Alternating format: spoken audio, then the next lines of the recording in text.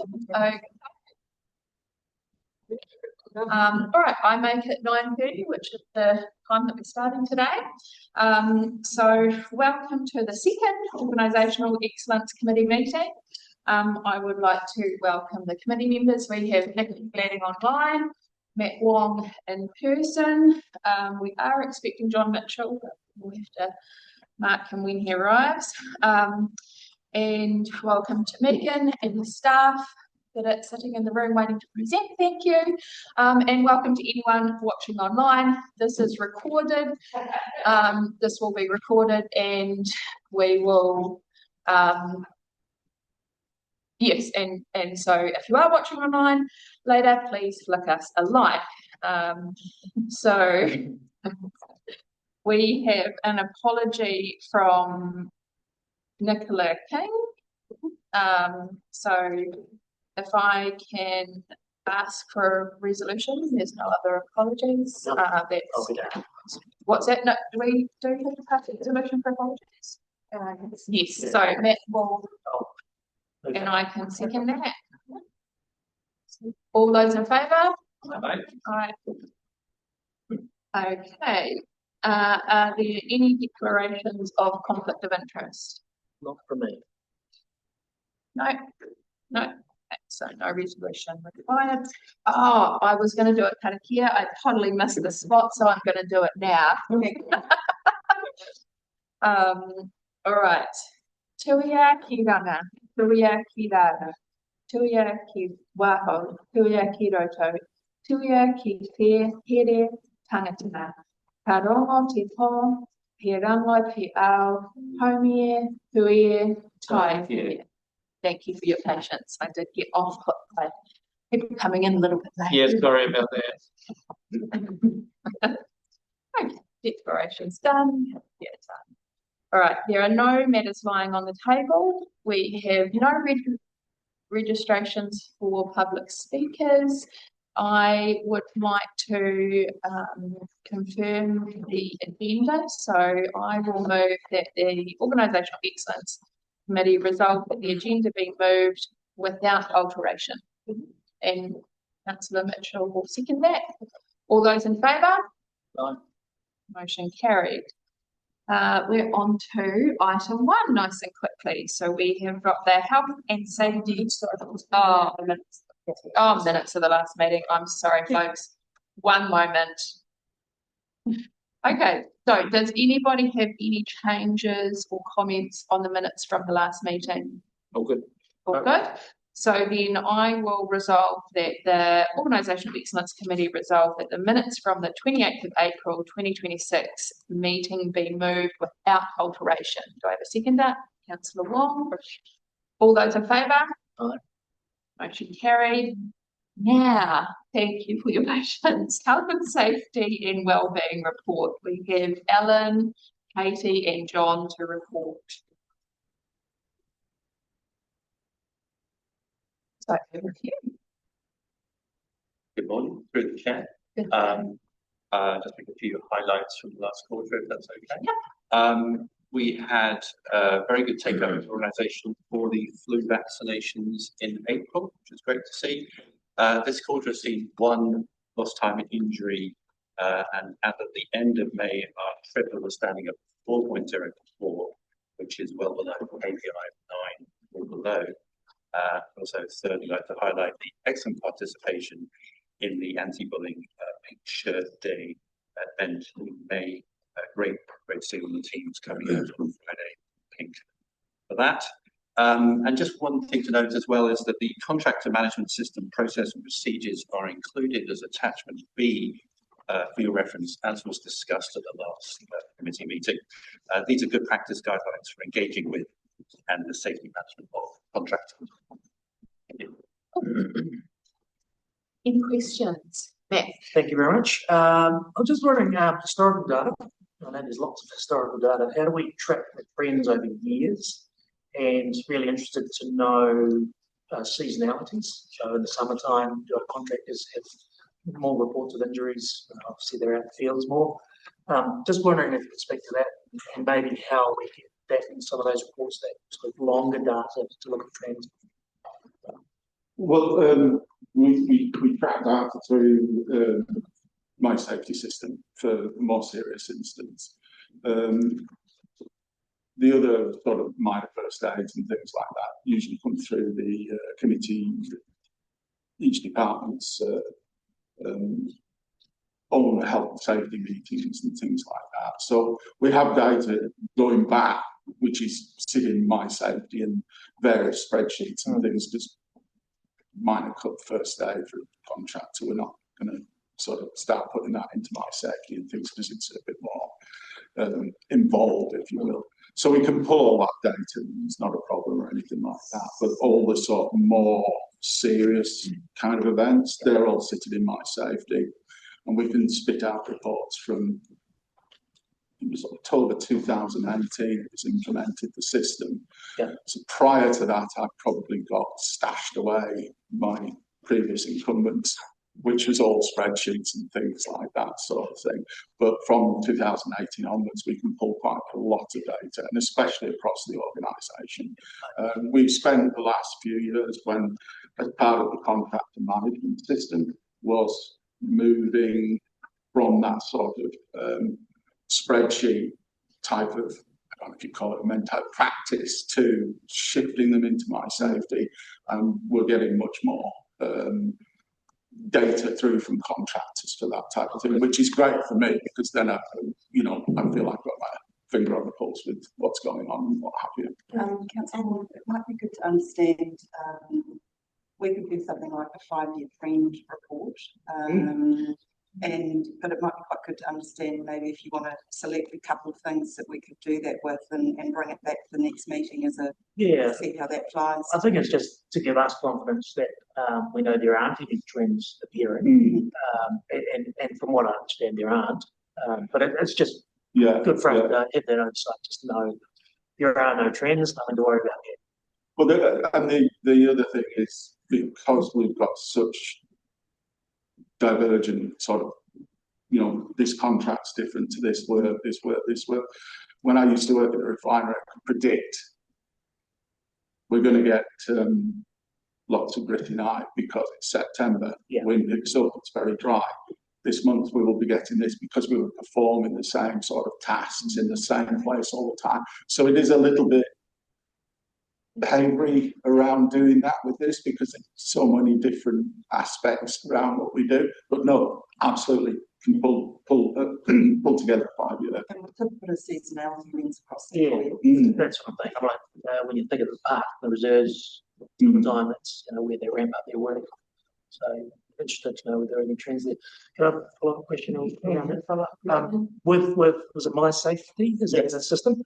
The contractors, do they use that? No, it's an internal. It's our Yoda intranet. Right. So what we have is we've got groups of people within each department, as well as the health and safety team, that as these events come in, they'll put them into My Safety, and then we automatically get a notification when anything goes into My Safety. So we have an overview of that, and then myself or the health and safety advisor, Nicky McKernan, will review the actual incident reports from the contractors, and if we've got any questions, we go back to them, or what about this, or have you thought about this type of thing. So we've got good relationships with a lot of the health and safety teams, Fulton Hogan, Downers, and all this sort of thing, catch up, and we're all on the same boat and do the same thing. So it's a good working arrangement with them, that we can go directly to them and say, is this a new team? Because why have they done this? Why haven't they done that? So in terms of the data and the entry, is there a lot of duplication because they'll have their own safety systems? Well, they do have their own safety systems, which is why with the sort of minor ones, we don't duplicate that, because if we need that information particularly, we can go back to that project manager and say, could you contact this contractor for that particular information? So when we first set this up,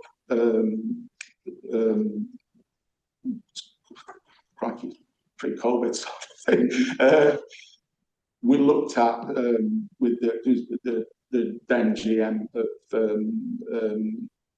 property and infrastructure, we discussed what do we want to see, and what we wanted to see was the sort of lost time injuries, medical treatment, serious occurrences, notifiable events. Otherwise, you do end up with that duplication, and we don't want people to say, "Oh God, I'm not going to say anything." We want the report, So we try to make it as easy as possible. Okay, thank you. John? Yeah, I'd like to support everything Matt's been asking for. I think it'd be really helpful to get that longer term view to see and to get a bit potentially strategic when things are coming. I'm sure you're doing that to some extent, but I think it would help us build assurance. Thank you. I do have a question though. So it's great to hear that the vaccinations are at a high level. What's sickness absenteeism like at the moment? A lot of my colleagues in one of my other roles have been off sick lately, and I asked them, all of you been vaccinated? And they said yes. So how's that working out this season? Through the chair, so the current sick leave percentage averages around that 3.5%, which is standard for organisations. So when it gets above that 4%, that's when we keep a really close eye on it, but it's pretty average at the moment. We'll make that last. Thank you. Take that same question. Nikki, did you have any questions? Yeah, I do. Thank you first for providing that attachment, the process and procedures. That was really, really interesting. And what kind of struck me is that there is a question in here, tracking the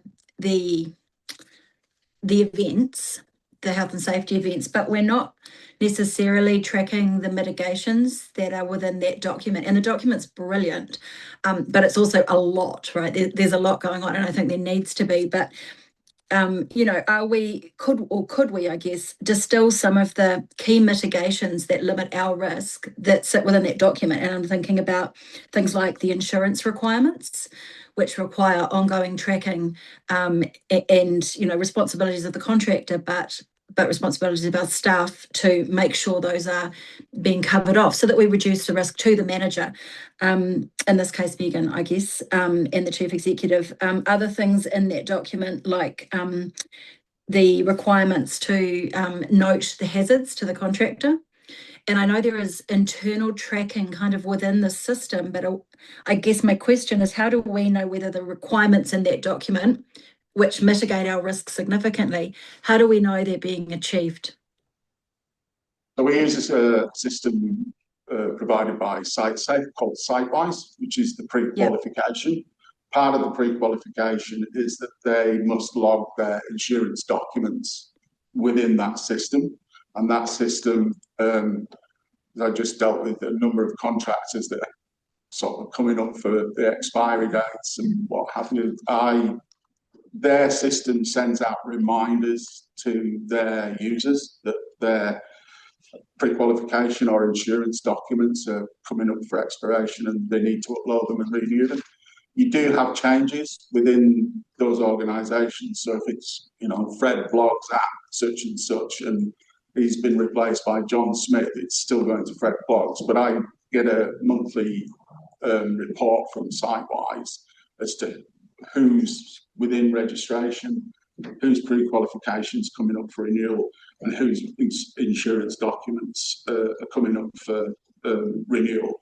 So then I'll go into our dashboard with them and send out a blanket email to these contractors that are, say I've got 30 contractors that insurance documents, and then what I do is I make sure they're uploading them and things like that. So that system's to remain on our database, that's our contractor database, to remain within that system, everything must be current. And as a project manager, as part of our contractor management system, before you start any talking to a contractor, the first step is to be pre-qualified. If they are pre-qualified, is the pre-qualification, is the insurance going to cover the length of this task or job that I want them to do? So, but based on your reports, how often would contractors' insurance be outside of what our requirements are for mitigating our risk? The insurance is generally there. I've not come across a contractor that Okay, hasn't great. got the insurance in place. It's just that you might have forgotten to upload it into the system. So, Okay, you know, I they're guess not skating on thin ice, if you that will. sounds great. Yeah. I guess the question is not, you know, whether or not it's being done. It's just how we get some oversight and making sure that Megan, as the risk owner, has oversight as well, if anything. So the insurance thing may be perfectly well managed and it hardly ever goes out, you know. But there are other things, I guess, within that document they're really good. But we just don't have any oversight of whether they're being achieved or not, and whether there are gaps. So it might just be something to think about, maybe for Megan, as to what information you might like to make sure that the risks are being covered off. And the other question, I guess, sorry, and I did see you put your finger up there, was just around, has this ever been audited? And it might be something at some point that would be up for an audit. It is new. The process document looks like it was 2023. But just to make sure that, because it's such a big document, because there are so many requirements and so many different places where the information is stored, is there a way of kind of bringing that together so that we can make sure everything's being done? The system has been audited last year by our internal risk management team. And perfect. That's an ongoing, we run that every 18 months to make sure that people are following the procedures and, you know, everything's being completed. And just through the chair to endorse Alan Thompson's comments, the audit was excellent. I just want to reinforce that this health and safety contract management system was a top 3 finalist in the Leadership Site Safe Awards in 2024. So it's a fantastic health and safety management contract management system. That's great. Thanks, Katie. Appreciate it. Did you want to add something? I was only going to add that we'd be more than happy when we have those regular audits to bring a report back to this committee. That might be a good idea. So that's only every 18 months, so right? Yeah, correct. And it looks like this document was actually reviewed in February this year as well, so it's pretty up to date. Yeah. Cool. All right. It's just a case of getting awards. And well done on the awards. So sorry, Chair, just a final cover. It'd just be useful not to just have the incidents reported, but how the system is working. Thanks. Yes, I think that's what we just discussed, was that when that 18-month audit happens, that's one of the things that then will come back to this committee. Happy to do this. Cool. Okay. So we have a reasonably simple recommendation that the Organisational Excellence Committee, note the contents of this report. Do I have a mover?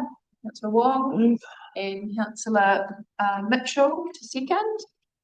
Is there any discussion required? No, I'll just make one comment. I mean, it's just great to hear the processes and systems that you got in place. It's always adds confidence, certainly from a governance perspective, and I'm sure for you guys as well. You want to make that everything's been done right, and no, it's just pleasing to hear that we've got a good safety culture in the organisation. Yeah. Yes, thank you very much. So, all those in favour? Aye. Motion carried. Thank you very much, team. So, item 2, regulatory requests overview. So, we have Carrie and Anto and Catherine. No, that's right. Small.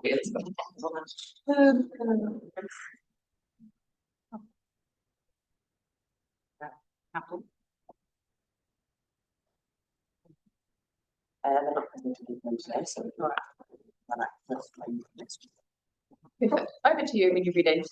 Thank you, Chair. Right, so this is a request for information on our RFSs. So we've got a lot of information here. Just to highlight that the next meeting, we're going to bring to you the animal control report, and included will be a 10A report, which we're required by law to present annually. So you'll get that next meeting, and then the meeting afterwards you will have a waterways report, which will be just in time for summer, and to share what we're doing for planning. So that's what's coming up in the next few committee meetings.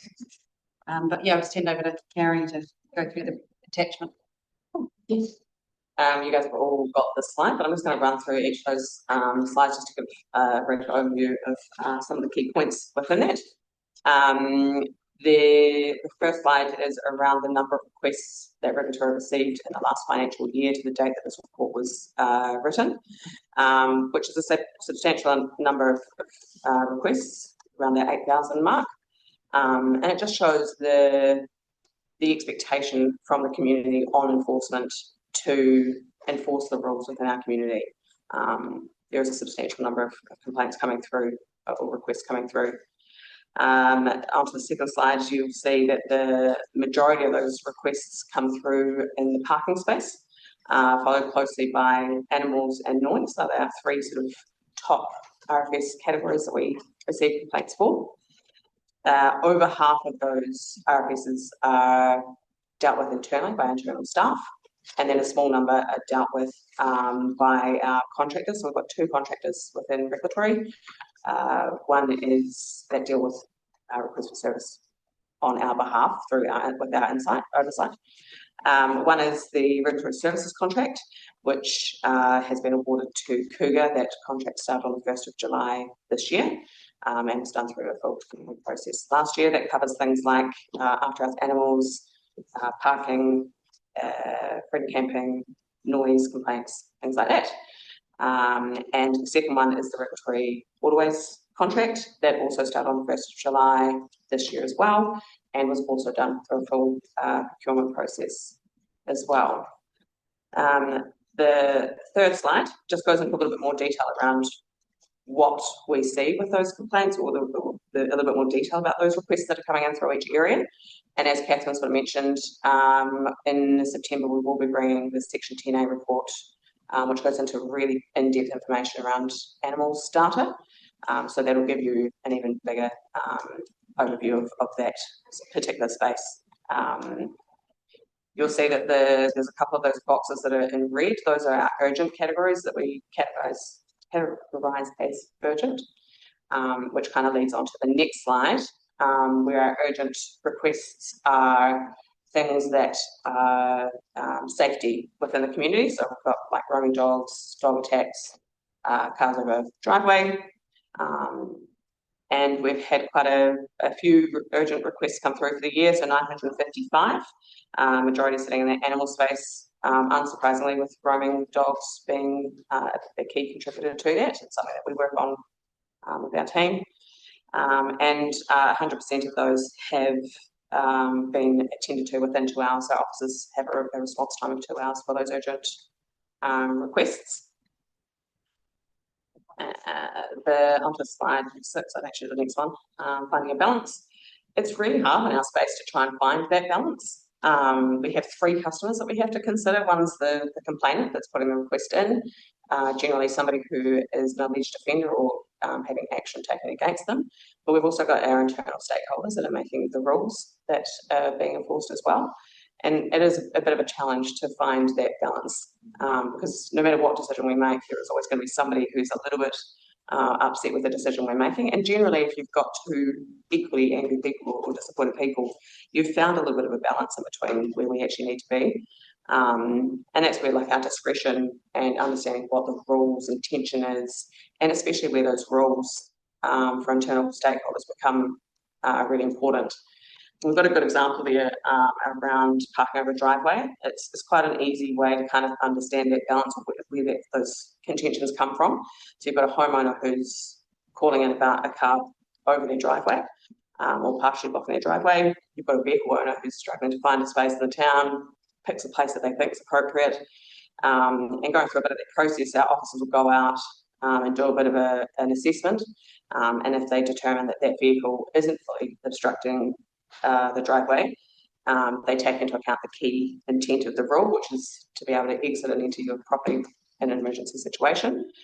So they make the decision to issue an infringement not to tow the vehicle, and then that outcome, you end up with a homeowner who wishes that we took a harder line, and you've got a vehicle owner who wishes we took a softer line. So, that sort of shows that we've found a balance in between, or the right decision or outcomes being made. Our general approach, or our line or alignment with the enforcement strategy, is that there's a strong focus on education through to enforcement, to try and gain self-compliance within the community.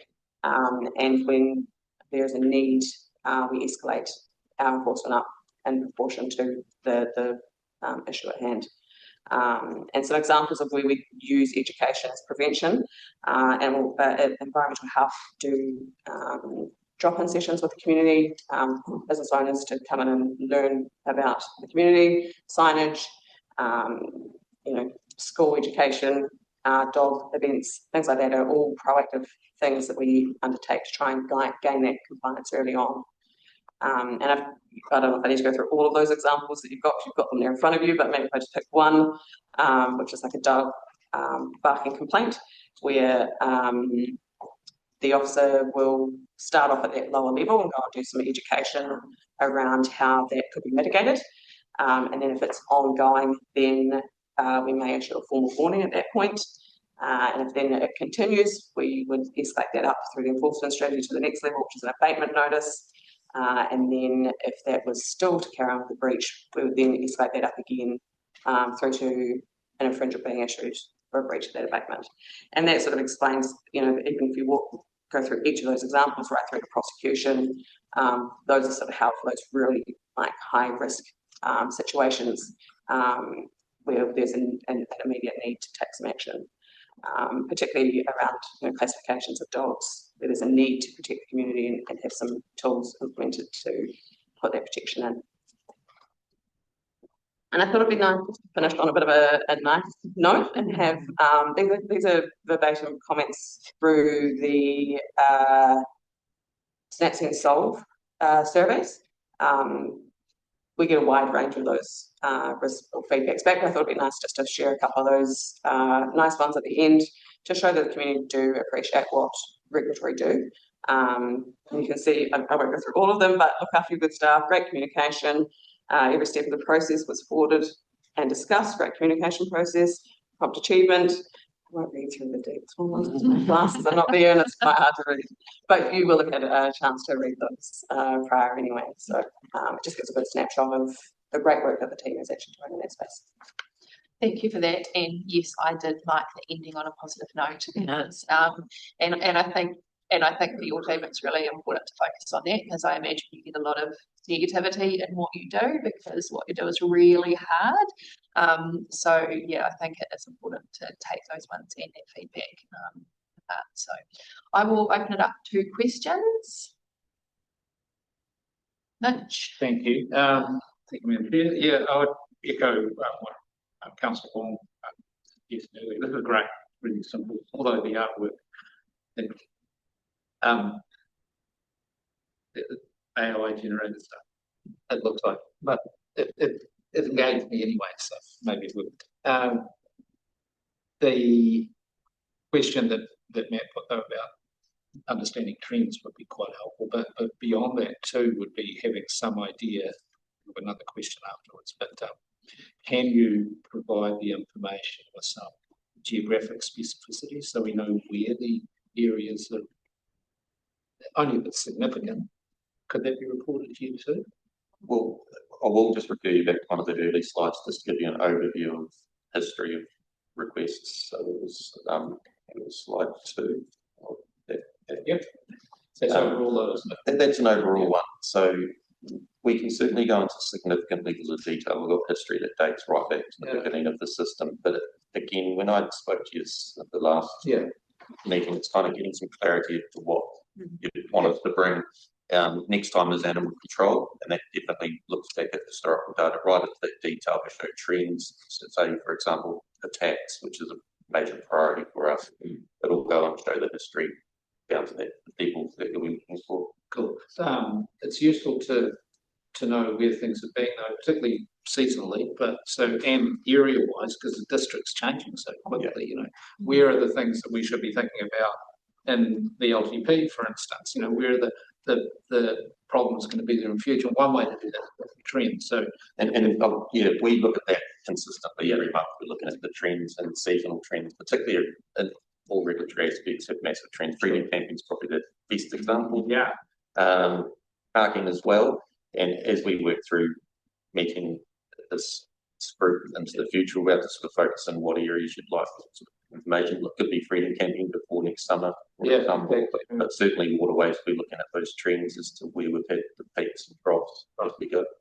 I guess Councillor Mitchell, you might be interested in understanding if there's any one specific location where there are particular issues with dog attacks, for example. Yeah, but the point that I might, I've had lots of phone calls. I mentioned it, I think, at a workshop earlier this week. Just the last fortnight from people in 5 Mile living there now in those new medium density apartments, which are great. And particularly for, so there's another level of detail, hospitality workers arriving back home late and there is no parking. One of them had to park 2 kilometres away, essentially over in Remarkable Park, because the reason they won't park there, and it's probably not enforcement doing it, it's private, they're parking on grass on empty sections, because there is literally nowhere to park. And that's a problem in the daytime too. So getting a feel for those sort of things that are local, because although it's only quite local, there's a lot of people living there. So I asked one of the callers, one of the residents, well, so how many cars do you have in your house? Well, first I asked how many car parks there were. And there's the garage, but that's full of our stuff because there's 5 adults living in the house. Can I just ask if you've got a question, because maybe we can talk about this and cool. So I'll just finish with that. Thank you.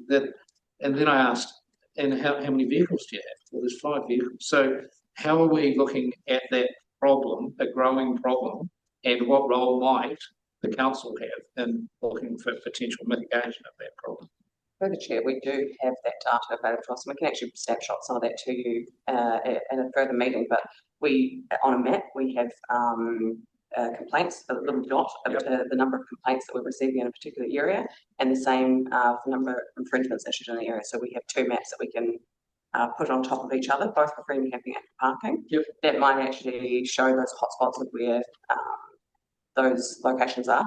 Generally, we look at that quarterly, or regularly, daily actually, but we report on ourselves. Right. So that's the report. Through the chair, our role is the regulatory side of things, and the vital role, as Harry touched on, is we've got multiple customers, particularly our internal customers. And the way of parking, that's our infrastructure and roading team. So we ensure that this information is passed on to them in detail, and they help shape the rules.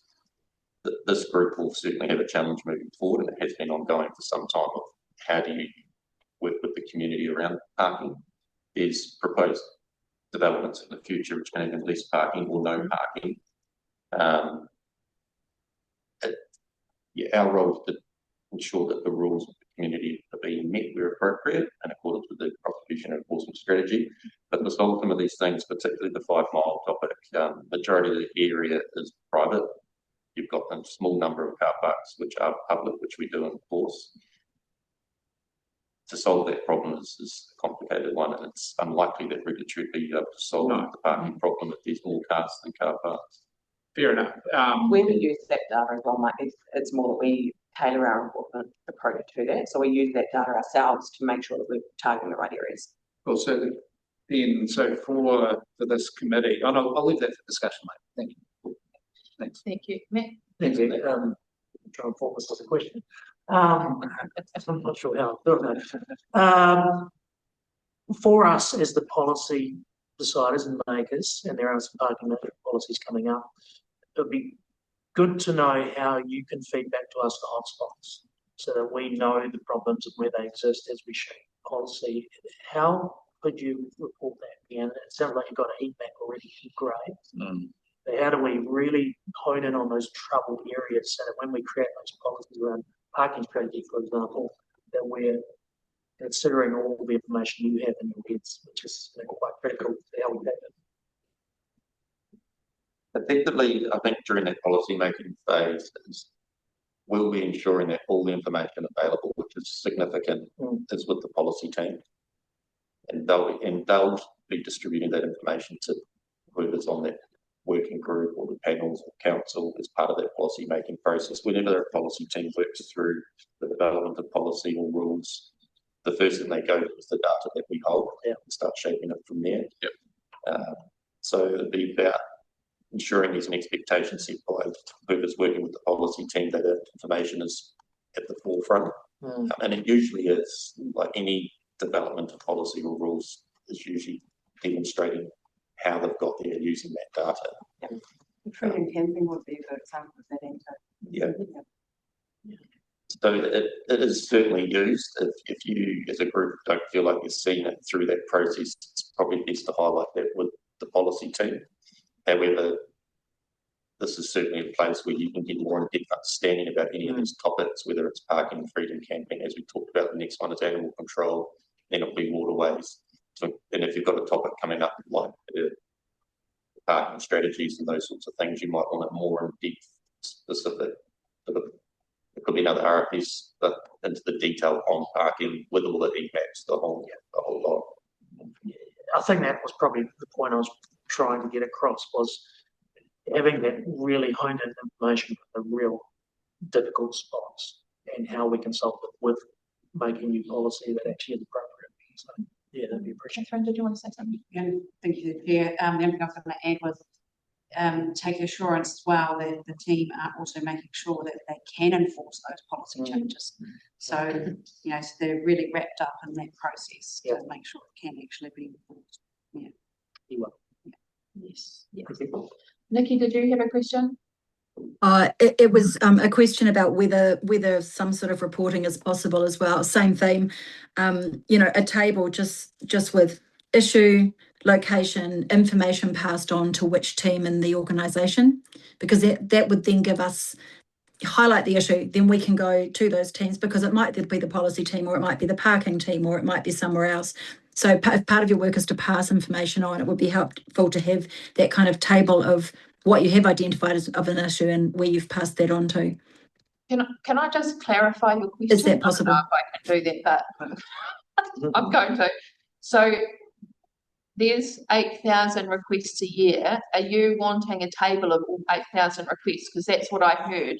No, that's not what I'm wanting. So that's what I heard. So can you explain a little bit better what you're after? Yeah, sure. So we've had a lot of information on the request for service, and that's great.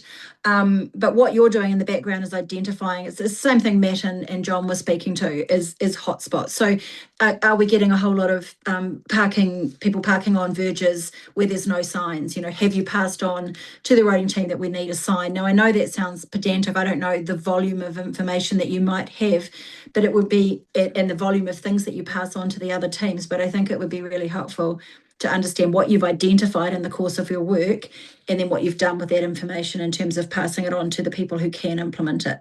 And if we had a table of that, then we understand what's going on and can follow up.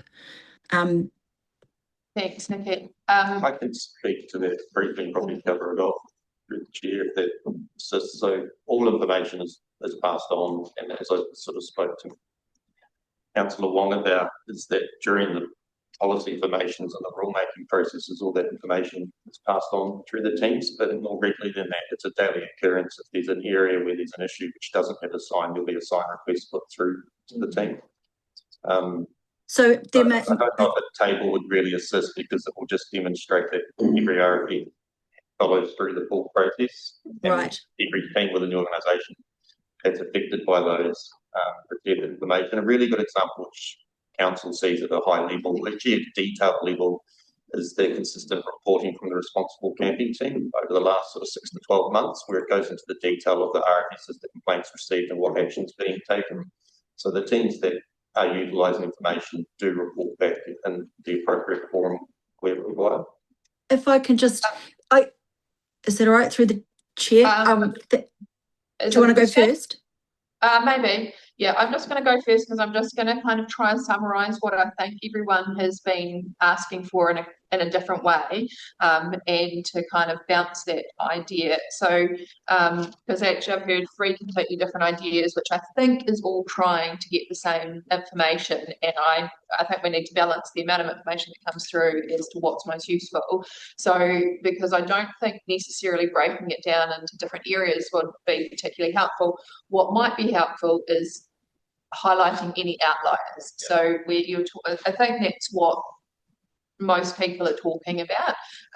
So which is definitely not a table of all of them or anything like that, but I guess where there has been, I guess if we're talking about hotspots or something out of the norm, either location wise or topic wise, that's highlighted, which I do actually think you might have done in this report anyway. So Nikki, you're nodding your head. Yeah, sort of. This actually wasn't sort of. I don't know if the report was actually in response to what I sort of requested last time. It didn't quite get to where I obviously didn't explain myself well enough. But I just wanted to add that what the community needs to see is us solving problems. They're often making complaints or highlighting frustrations, and I think it's a really useful customer relations exercise, community engagement exercise to highlight, yes, we've noticed this is occurring, yes, we've solved it. So it's not just for us as governance to know what to do and make sure things are being done, and things are being done in the background, but it's for the community to know things are being done and for us to be certain as well. So there is a point to this. We go to a lot of effort to spend a lot of money on customer service and trying to improve our reputation and trust with the community. I think an exercise like this that shows what you're already doing to solve problems would be a real positive. But again, workload is an issue, but a lot of work went into the report today, and I think we could get something that's possibly more useful more broadly. Yeah. Yeah. I understand what you want. Effectively, I just want to be clear that we're not the rule makers, and I think we've tried to explain that we've got multiple customers. We have the community that wants something solved, and it could be basic or it could be complicated. We have our internal customers that make the rules. We're constantly feeding back through them, and then it's the policy formation process where council has a full overview of those processes, whether it's freedom camping, parking strategies, any of these rules. Any rule that gets implemented through parking actually has to come for a sign-off.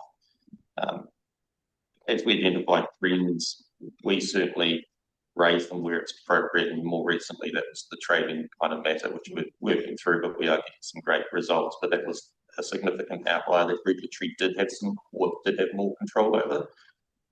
So I'm trying to understand.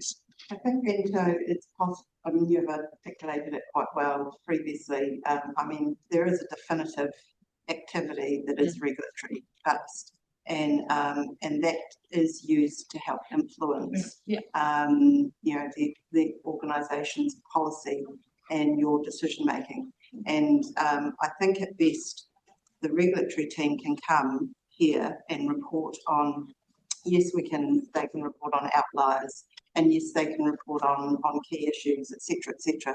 But then it's probably something that you'll need to carry as governance into other conversations about other matters. So they'll bring you that knowledge. And I do understand what you're saying, Nikki, I really do. But it's not really the role of regulatory to kind of draw a thread through the business to a deliverable. And that's what they're just struggling with a little bit. But I think we can certainly focus in on giving you oversight over any emerging trends, that kind of thing, where you actually then can seek from the business some response to that. Does that make sense? Yeah, no, that makes sense.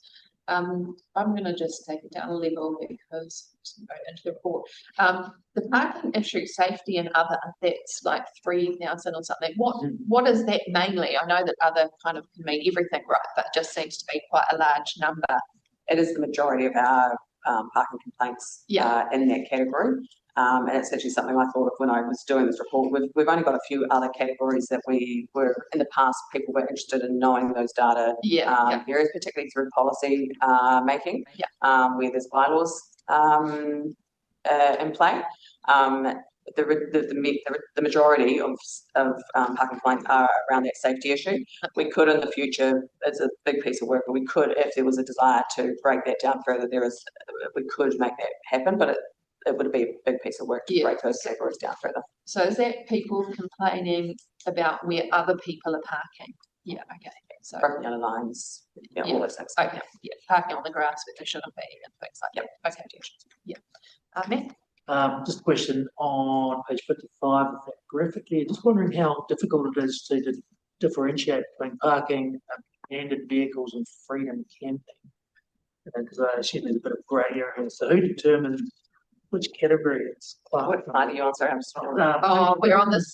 But you're on these slides. It must be okay. Page 3 of the Thank you.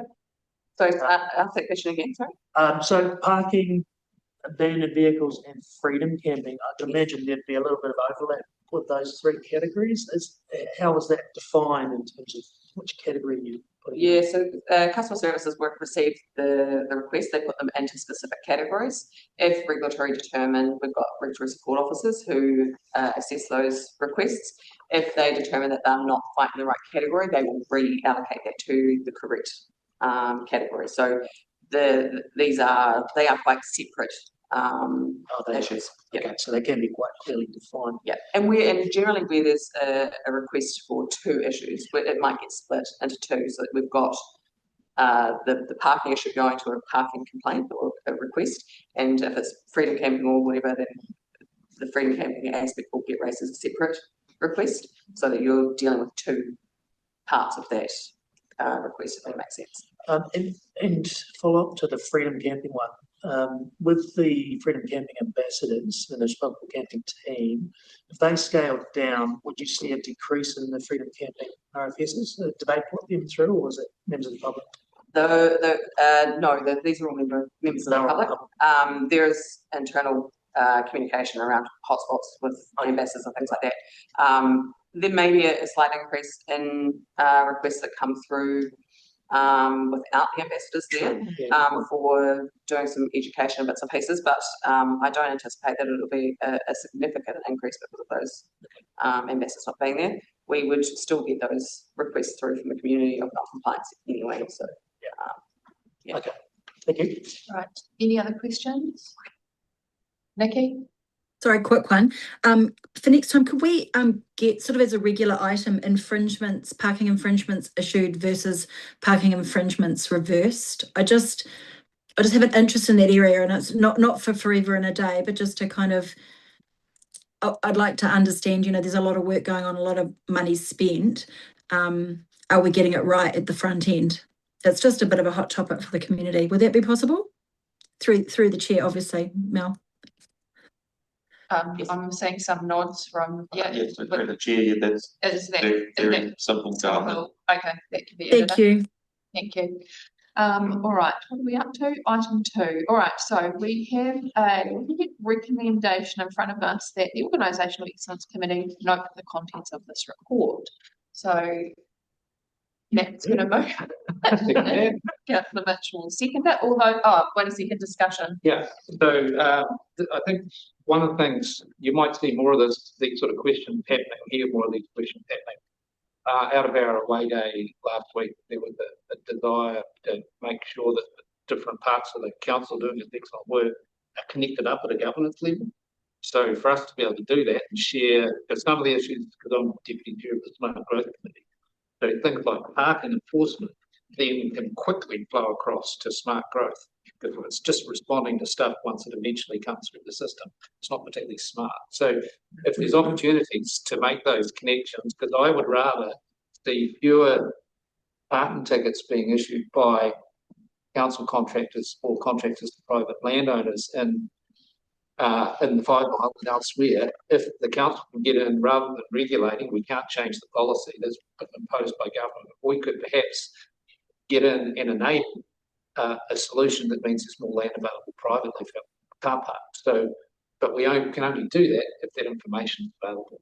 And that's just one example. So, so thanks for improving the reports as you're going and listening to our changing requests for them, because we want to connect those things up so there's actually less work for staff to do in some cases would be the objective. Thank you. I'll just have a quick read. No, I think it's a great department because you've got a real challenge on your hands and having to annoy everyone equally. So it's probably one of the most challenging departments that have friction with the community at all times. I think, to your example though, 5 cars in one household, it's not QLDC's job to necessarily meet the demand of that. And the direction of travel is actually less cars. So so we just need to keep that in mind. And I think the key to it is making good policy, but not changing it too much, because as you change it too much, other problems arise. And I think that's what we've always got to be careful of. So thanks, Nick. Thank you. Nikki, did you have any comment? Yeah, just Rita, Megan put it really well, just after knowledge, not after you to resolve anything. And just the second thing is it would be really useful if these requests can be captured in the minutes. They're just noting committees, and if there's nothing in the minutes, we sort of can lose the thread and you've got to go back and watch the meeting, sorry. So yeah, pet thing of mine, if we can capture the requests of the committee for next time in the minutes, that would be much appreciated. Right, I would just like to say thank you for the report. It was very good. I liked the pictures. Really fine. Keep it up. That gives a little bit of light relief. So, but thank you. I found it useful and really understanding that difficult balance that you have to find. Helps kind of keep it into perspective, because it is about a balance. So, with that, all those in favour. Motion carried. Right, item 3. Thank you very much, team. Customer service and experience update. So we've just got Niall today. Okay. No, well, not just Niall. We've got Niall presenting. Unfortunately, Susan as well today, so oh no, I will do my best. She might not have had her flu jab. I'm not the touchstone. Over to you, Niall. Thank you. So, I mean, I'm largely happy to take the report as read. Having said that, I'm going to now do that irritating thing and talk for ages. It is the first time we brought this report to the committee, we try to present some information that you might find useful. And as well as interesting. A couple of things that I just kind of wanted to highlight, hopefully that add to the context and colour. We've given some information there about sort of the number of calls that come in, the way that things come through, the number of RFS. I guess just to kind of reiterate, that isn't the full context of what the customer services team deals with. It's hard for us to really capture the sheer volume of stuff that they have. Not every person that comes across the counter gets logged into an RFS, because it's just sometimes an inquiry that doesn't need to be dealt with there and then. The team will always try and deal with things first time before having to sort of hand them on to other teams. So I guess just a little shout out to the team who do an amazing job day in, day out in a very difficult environment. So just kind of put that kind of context in your minds. The second point was really, I guess, it's some way to provide some reassurance around how some of this data is used, and how we take what seems like sort of stats on how people come to us, how that translates through into some of the actions. So looking at things like the statistics for how people actually log calls with us, it still remains the phone is one of the core ways that people get to us by a long shot. And that's even with a lot of increase through Snapchat Solve. And that comes back to actually, there is just a preference in how people want to have a conversation. They want to connect, not necessarily receive an email or have to fill in a web form. So, and that is kind of borne out by when we do our request for service surveys on how people have, how satisfied people are with the work that they've had done. Again, we get a lot of requests for a callback. So it's very much about having that relationship and that conversation. We've kind of followed that through as to how that is seen through our, say, RFS data. We've also kind of understood from the staff side of things how they feel about those conversations. And I think a lot of them are very kind of anxious about having those conversations, particularly on the back of I guess, COVID and seeing an increase in offensive behaviour, poor behaviour towards staff.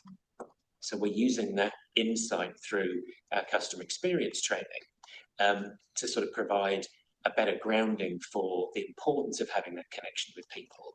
How actually having a conversation with somebody who's unhappy can be a real opportunity for us to learn and understand, well, what are we doing wrong? How do we take that and how do we improve? And we're getting really positive feedback from the people who are attending that training and some great examples of how they're using that knowledge and insight. We're then using that to take that forwards into our customer experience strategy and guidelines for staff to say, if you're having a tough conversation with somebody, try and do it on the phone. And this is how you might handle it.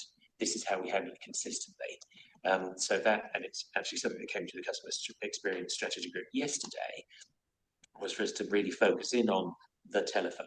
We know it's a preferred way of talking to us, so how do we make sure people are comfortable and confident, and we're preparing them to have some of those tough conversations, and using some of the other training we've already got in place around de-escalation, tough conversations. So I guess that's just kind of wanting to give you an example of how we're using some of this information to go back into improvements to make sure that we're actually contacting people in a way that works for them. So that was a very long story.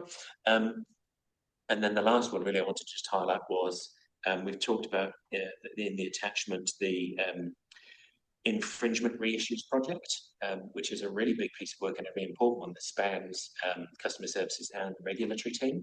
So Carrie is part of the PCG on that project, along with myself and Suze. It's being driven by a knowledge management team. We see a lot of infringements for freedom camping, for parking infringements, and for reserves, which is camping on reserve. And it's really looking at, well, the cost effectiveness. The process that we have today and have had for a long time has been quite manual. It leads to potential errors, to issues, to things being missed, unnecessary court fees, things need to be withdrawn, we've lost it. There's the cost of chasing up on some of these infringements overseas. There are some countries, Australia, who are very good at actually paying some of their fees. There are others not so good. So there's a lot of evaluation and assessment going on. Currently, we have to bring in additional contract staff to manage that process. So by putting that back into the request management system, by systemizing what we can, having some great dashboards to manage it and monitor it, make some of those better calls around what we should and shouldn't be doing, allows us to reduce some of that cost that we have in court support, and increases efficiency and the ability to kind of spot where there are issues, what we should and shouldn't be doing. And I'd just like to add one thing now, which is to draw your eyes to the top 5 themes of the customer RFS satisfaction, and you did touch on it. But this is something that we are working on reporting through to governance on. And the reason I wanted to highlight it is we do get beaten up a bit, particularly that trust and confidence survey. But this is real customers giving their satisfaction with our service. And as you can see, frankly, it's really great to see that people feel like they are getting good service. There's always room to improve, but we want to give you more visibility over that because I don't think you get enough good news stories. This is a good news story as far as the organisation is concerned, and obviously you do get those monthly KPIs, but this team is doing an extraordinary amount of work at the coalface, and that customer experience piece is really getting traction. So we're very proud of it. Thanks, Noel. Thank you. That's all from me. Thank you. Awesome, thank you. Do I have any questions? No. Yeah, so interesting to hear that you've got contractors helping that. Are they remote doing that work, or do they come? Are they in the local administrative staff? Oh, yeah. We pick up through the page. Oh, I guess. Yeah, right. Sorry. Yeah, no, all good. I wrote it down too. You said most of the requests come through phone. Really interested to know whether you can track demographics with that, and is it a generational thing? And I know that's probably a no, but it'd be so interesting to know whether it is a generational reason and it follows a voting trend. so we're not able to track the demographics. We probably, from a privacy perspective, can't, because we would need to justify why we were collecting that information, and it doesn't unfortunately help the actual progression of an issue. I know certainly for those who engage with us over the counter, which might be a similar kind of equivalency from kind of wanting that connection, it does tend to be a slightly older generation, particularly in Wanaka. Wanaka loves to talk in person, as opposed Yes, to we know. Queenstown or Arrowtown. It's certainly it's an upper thing where that kind of relationship is very important still. Yeah. So that in theory could evolve over time into the phone usage might. Potentially, I mean, you know, I work out of the Wanaka office at least once a week, and it's a constant round of different people coming through. Okay. I mean, Georgia, you're based up there as well. I don't know if you've got any observations, so I put you on the spot. Yeah, no, it's definitely a variety, but I would say older generation would have more wanting to come in and chat. But you get all sorts of people. Yep.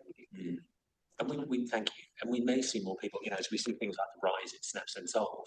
You know, a few years ago we were questioning the investment in that, but it was worth actually, you know, investing in making sure that things automated through to create a request automatically, and it's just a huge amount of work, and that's jumped up to our second point. You know, it's a massive increase, so it could be that we do start to see a gradual shift away from phones and in person, to more of that. But for now, it certainly remains. And I think it's a really, to the point. Sorry, if I may. Yes, you can.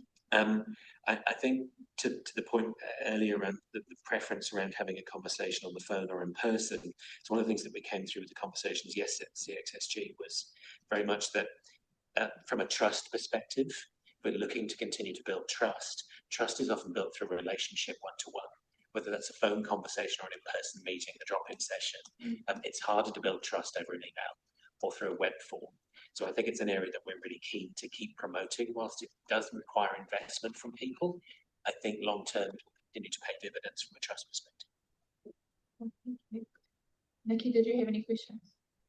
Yeah, just a couple. And firstly, just the work that the front-facing customer service staff is incredible. So I've never seen that as an issue for us, but it's great if the training's sort of helping provide confidence. I was just interested in, are there any departments where it hasn't been rolled out? And so firstly, are there any departments where it hasn't been rolled out? Is it kind of targeted to the work that different departments do? So and I guess in terms of ongoing, there's always a cost to this in terms of time and so on. How do we get the balance right in terms of targeting where we might need more intervention versus less? Great question. We have, from the very start when we developed the training, we put in sort of 3 streams. One was very much of a sort of people management and leadership perspective, so that you know, managers were able to, I guess, maintain an ongoing focus on customer experience. And I guess to reiterate, this is an organisational wide training, so we wanted to have that stream in place. There is a stream that is sort of more focused on people who do have that frontline connection. Recognising there's a slightly different relationship to those in that third stream, where they're not necessarily frontline, but the work that they're doing, whether it's policy development to procedure development, has a customer experience element. You know, they have a touch point with whoever is coming in. They might be developing a form that somebody needs to fill in. Is it easy to read? Is it easy? Those sort of things. So we tried to tailor it without it being, I guess, kind of administratively difficult. So we recognise the kind of frontline back office, if you will. It was quite a lengthy training when it was delivered by CoLab, who were the partners who helped us pull this together. It's now been brought in-house. So it is now being developed by, it's being delivered by our organisational development team within People and Capability. We've reduced the length of the training. So I think now, I might go to the back of the room to confirm this, it's down to 3 hours.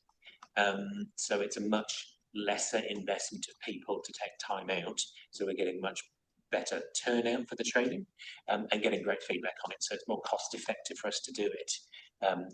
The aim is that it will just keep rolling through the organisation. So as new people join the organisation, it just becomes a standard part of this is how we deal with customer experience in QLDC. These are the expectations. So I don't know if that's answered your question. Thank you. Yeah, no, it largely has. I just have one follow-up question, which is there are some areas which are much higher conflict potentially, leaving aside front desk, which absolutely can be.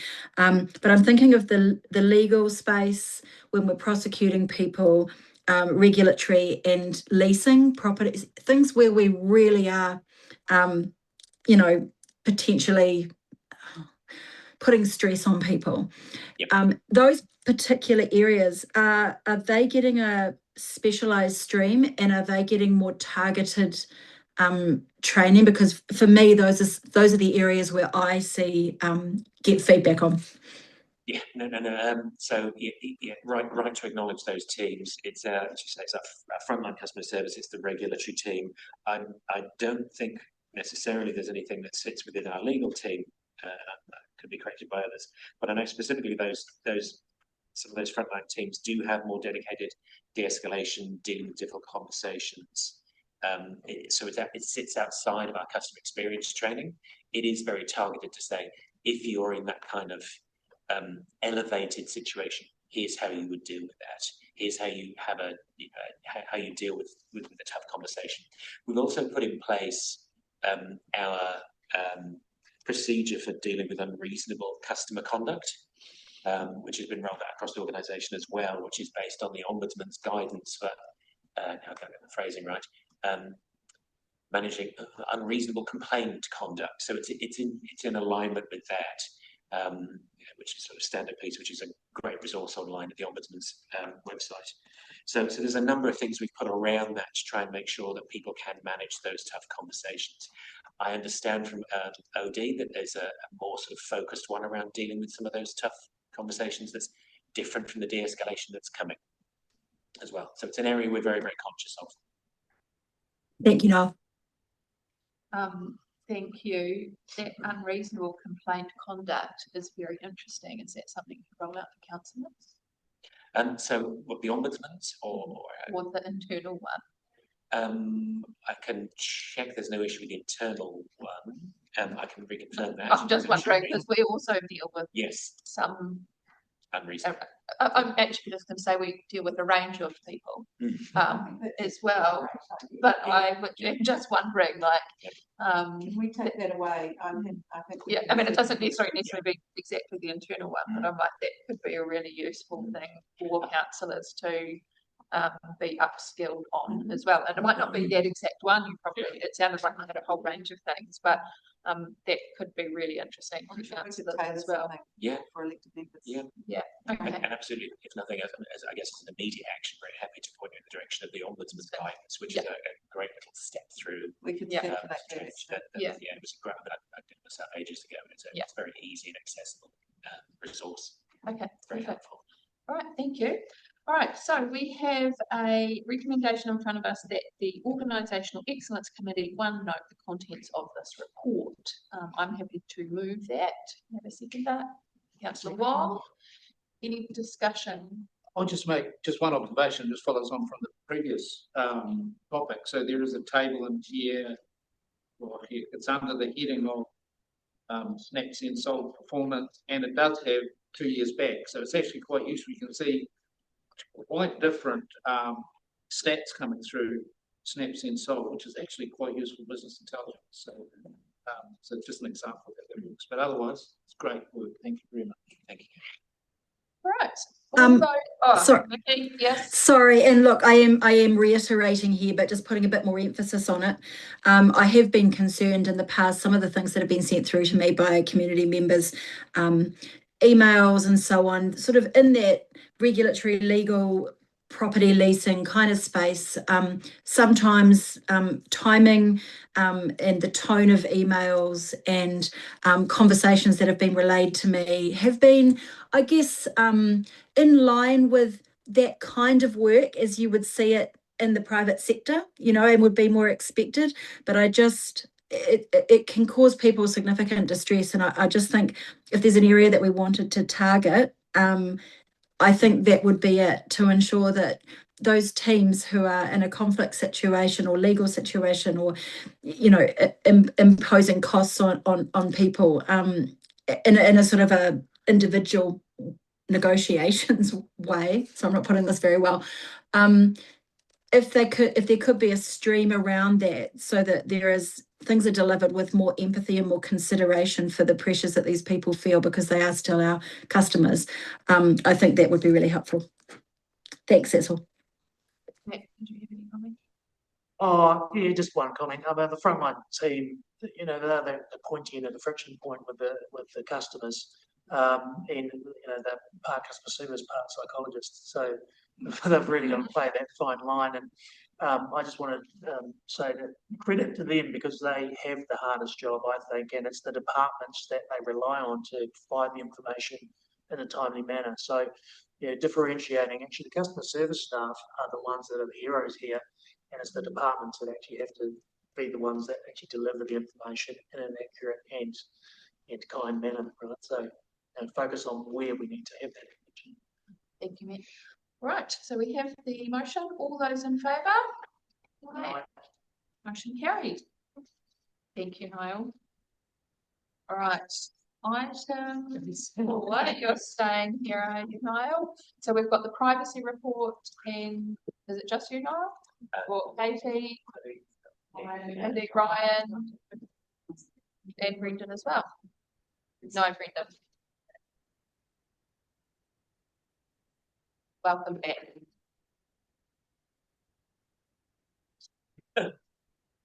Right, over to you. Thank you, Chair. There you go. So I guess the main thing really was, I guess one of the biggest pieces of work that's come through this year is around the IPP3A, which has been a really complex piece for people to get their heads around. I know as it came through as a bill, everyone was kind of, what does it actually mean? How does this translate into work?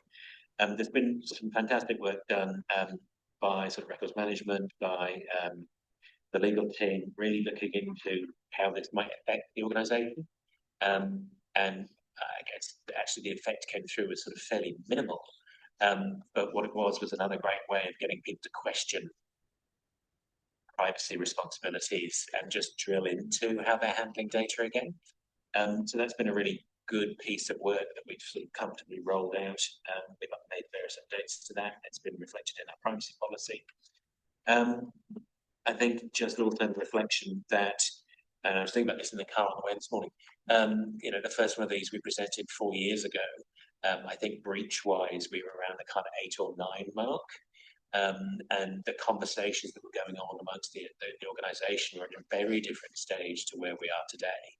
To see us having one breach of a very sort of fairly minor, non-notifiable, zero serious harm in the year is a kind of paradigm shift from where we've been. So I think as an organisation, we've come a really long way to think about how we consider private information, how we handle it, how we share it, who it should be shared with.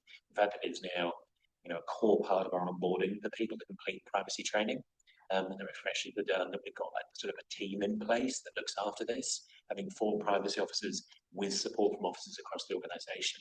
I think it's a really different sort of culture. So that's really all I think I wanted to add. I don't know if there's anything that you folks wanted to throw in there, or whether that's okay. Thank you. Very good.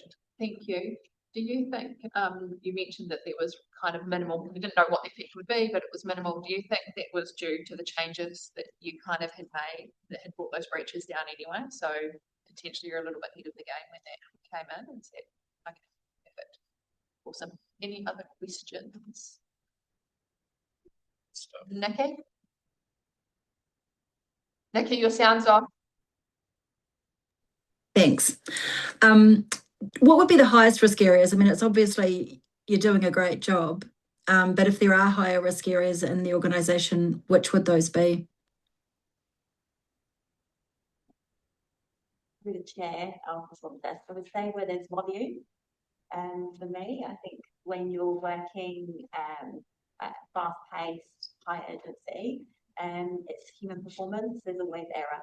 So that's why our strategic approach to privacy is to really focus on awareness for training and upskilling. So we have it through different touch points of the employee life cycle. So we're really focused on the onboarding to Niall's comments.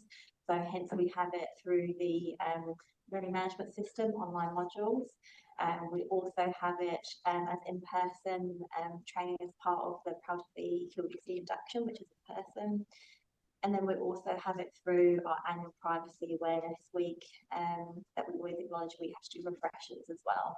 And then also if there is a privacy breach or an incident that could have been a near miss with it, we always get people to do a refresher training afterwards. So it's very visible across the organisation. So thanks, Katie. So there are no departments or activities where it's a particular or more likely to have a breach? I wouldn't say so. I mean, I think, Nikki, it's a good question, but thinking back about breaches that we have seen as an organisation, it's never deliberative. So as Katie says, it's always been a matter of human error. So I think probably where there is a higher risk, that's where you've got a heightened awareness in the organisation, and it's become, as Niall says, we've got 4 privacy officers. They're all extremely senior individuals in our organisation. Brendan's the 4th privacy officer. They meet monthly. The culture around privacy has, I mean, I've been. It's fine. I understand. I think sounds like you're doing a great job. It was just given the IPP3A, does that shift anything, and are any particular departments more at risk? And if you don't think so, that's fine. And it may just be something to keep in the back of minds. It sounds great. Thank you. Thank you. Oh, sorry.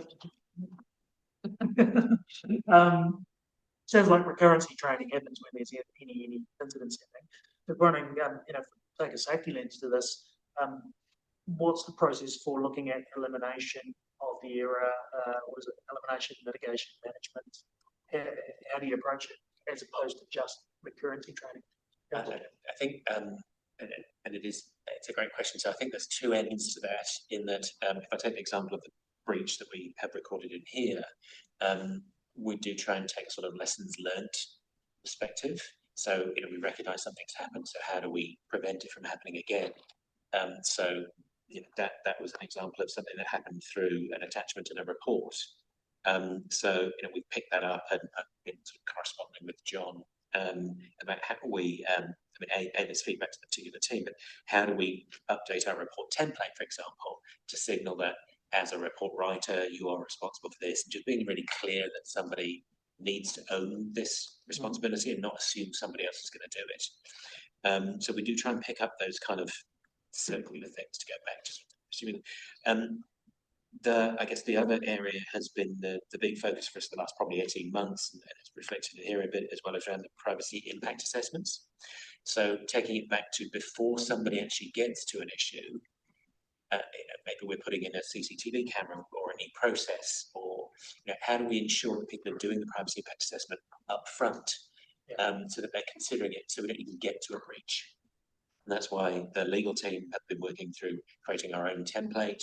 In the meantime, we've got the templates on the Privacy Commission website that we point people towards. That's why it's our focus. So does that answer the question? Yeah, more that rather than reactive. Yeah.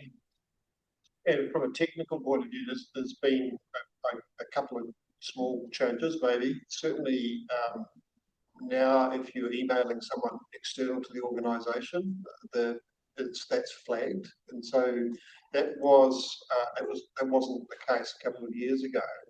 And some of if you look back at the reports, will be people inadvertently sending something external when they thought they were sending it internal. So that was a simple change that we made, and I think that's made a difference.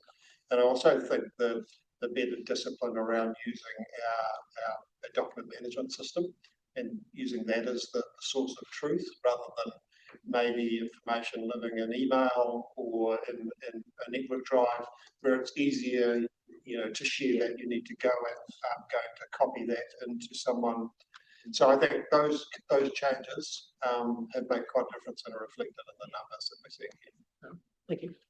I mean, I was thinking about a human error example, which has very recently happened, and it always does come back to that. And I won't name the council, but they did a print run to all dog owners, and only half the dog owners received a letter because the other half were on the other side of the letter. They double-sided it when they printed it. And of course, that was an extreme privacy breach. So the other's got someone else's as well as their own. Correct. Yeah. And so they did everything right, and obviously managed that matter. But it just goes to show that just something as simple as double-siding print run can lead to a significant breach. So as Kate has pointed out, there's always human error, but never deliberative. Yes, even some good intentions of saving paper. That's right. The trouble sometimes. All right, thank you for that. So we have a recommendation in front of us, which is that the Organisational Excellence Committee, one, note the contents of that report, this report. Councillor Mitchell would like to move that, and Councillor Wong will second it. Do we need any discussion? Nikki? You're on mute. Thanks. Look, thanks, Chair. We probably don't. I've just been thinking about it as the discussion's gone on, and that question that I had around, different departments or activities within the organisation, are they more likely to be in breach of that IPP3A rule where you're not informing people that you've collected something? One thing that just struck me was, the RFS process, and when somebody is making a complaint about a neighbour or someone and they provide details and then we have them, is that an example of an area? And I guess I'd just like to suggest that the organisation have a think about where the highest risk areas are within the organisation, specific to IPP3A, not the other parts, not what we're used to dealing with, and just see if there's anything targeted that we need to put in place. That's all. Thank you. You don't need to comment, it's fine. Also, just point Oh, okay, point of clarification. Okay. Not on it, just generally speaking. So it's a good question because it was definitely one that came through when we were looking at IPP3. In how do we, we're receiving other people's information technically through that specific RFS pathway day in, day out. It is explicitly excluded. Okay. Thank you. All right, there you go. All right. So that answers your non-question statement. Thank you, Chair. Thank you, Niall. All right, I will put that motion forward. So all those in favour? Aye. Motion carried. All right, item number 5, Democracy Services Update. So I think, Niall, we have you in here, but joined by John as well.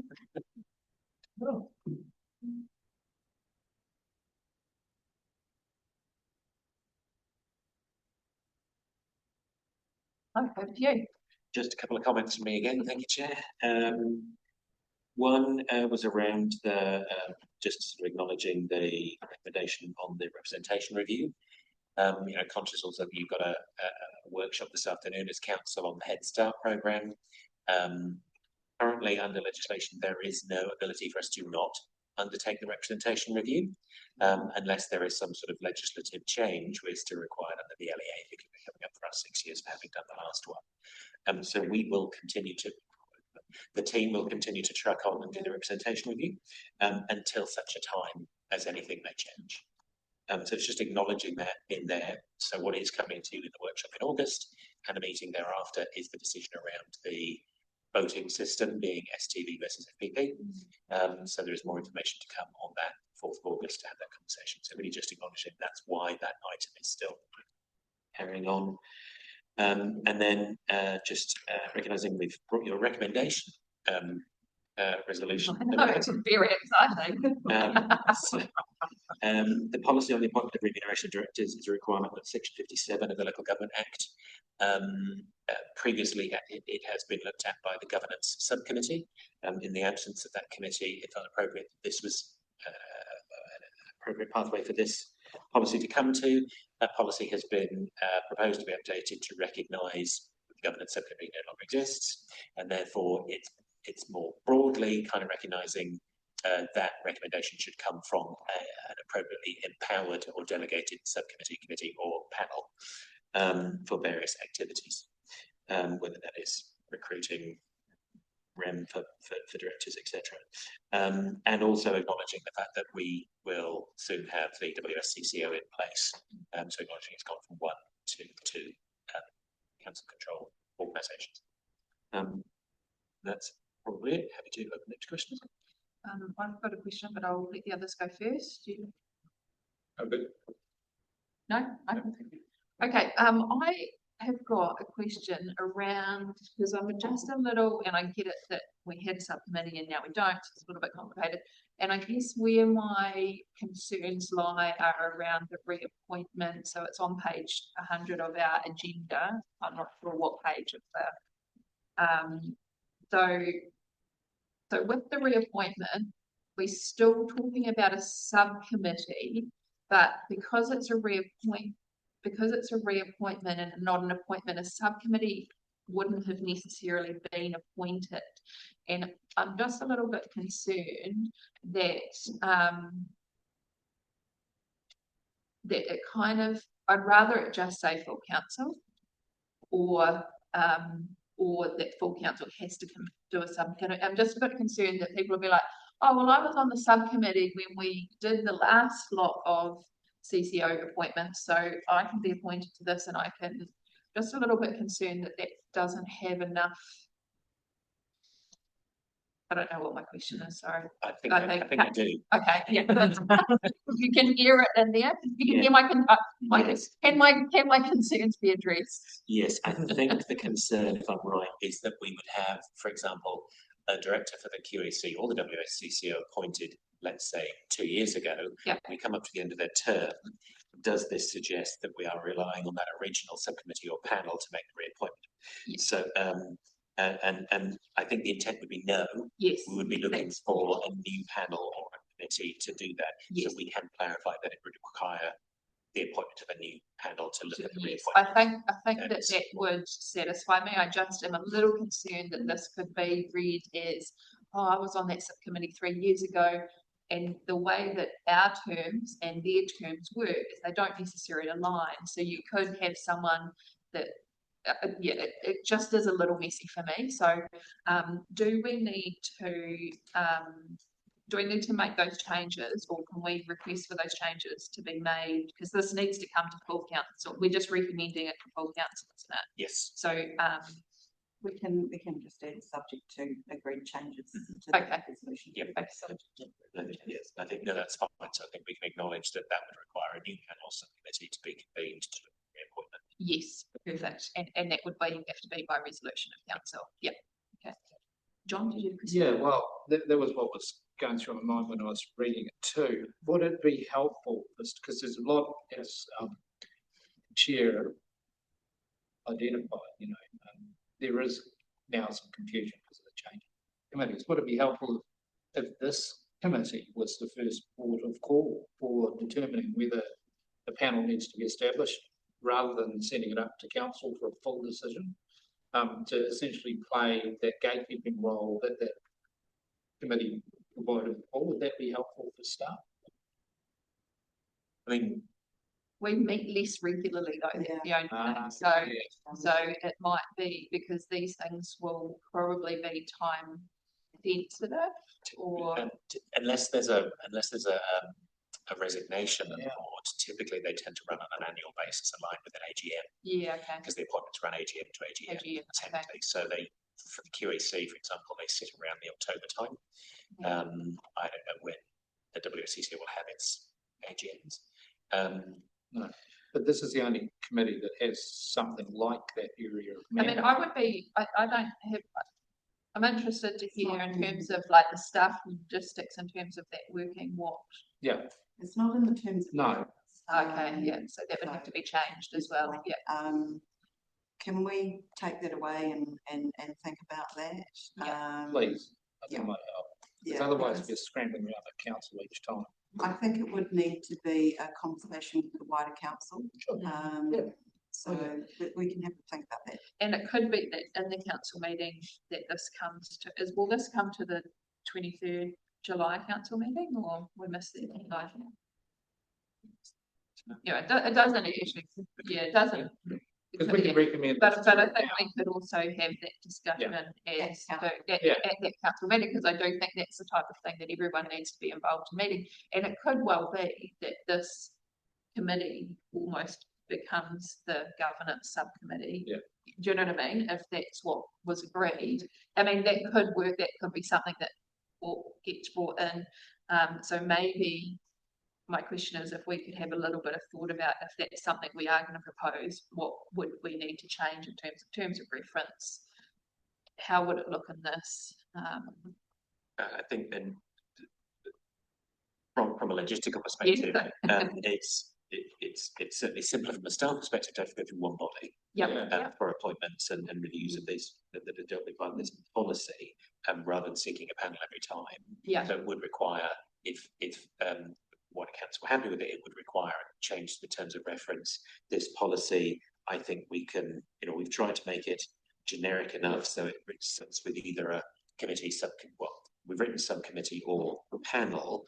We could amend that to say committee, subcommittee, or panel. So it provides the policy with the longevity. Yeah, good idea. And I think that longevity is important, right? Because this already illustrates that things can change every 3 years, and if we can make it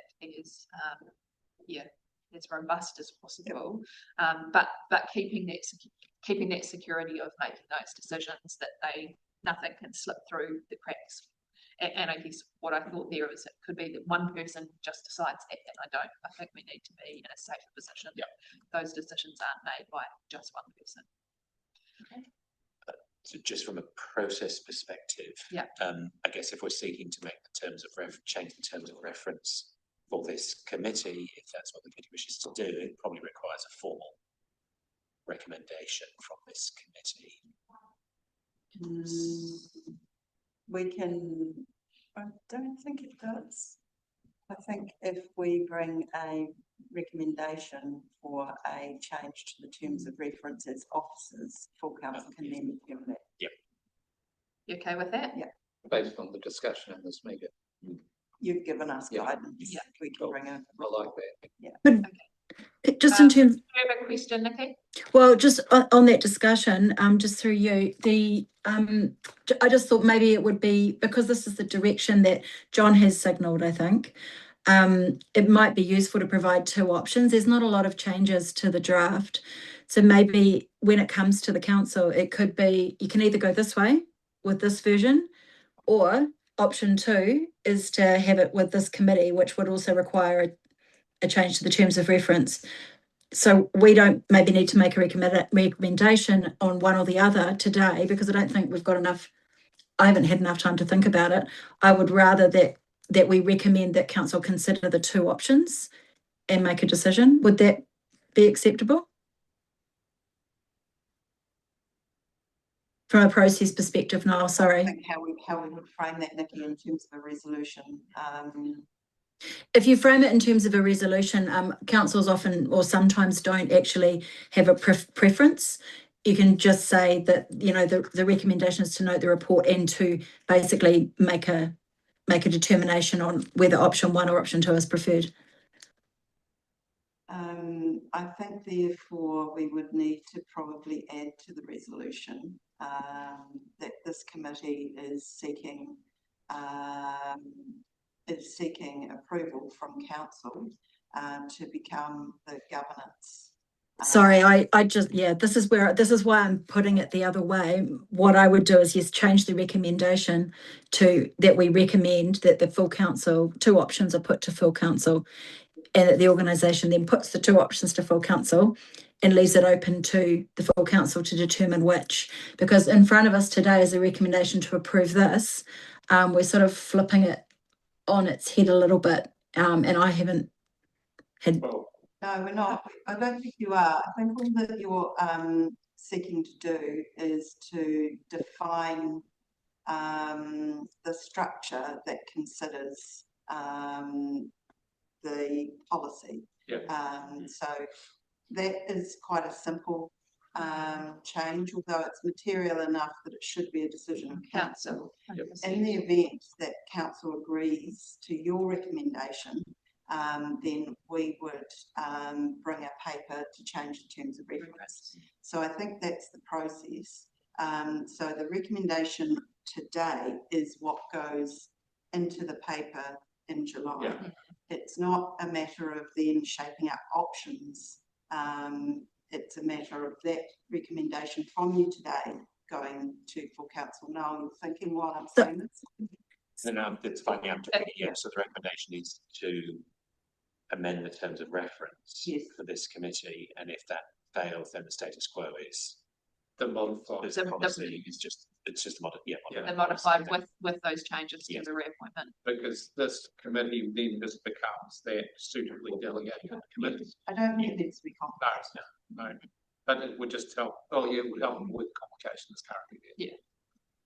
Do you want to have a moment to think what the wording would be? That's fine. For a recommendation. Today's recommendation. We want an extra recommendation for amendment. So I think, are you talking about having a 4? Because we're already changing 3 subject to agree changes, and then you want to have 4. I have no idea what it needs to say.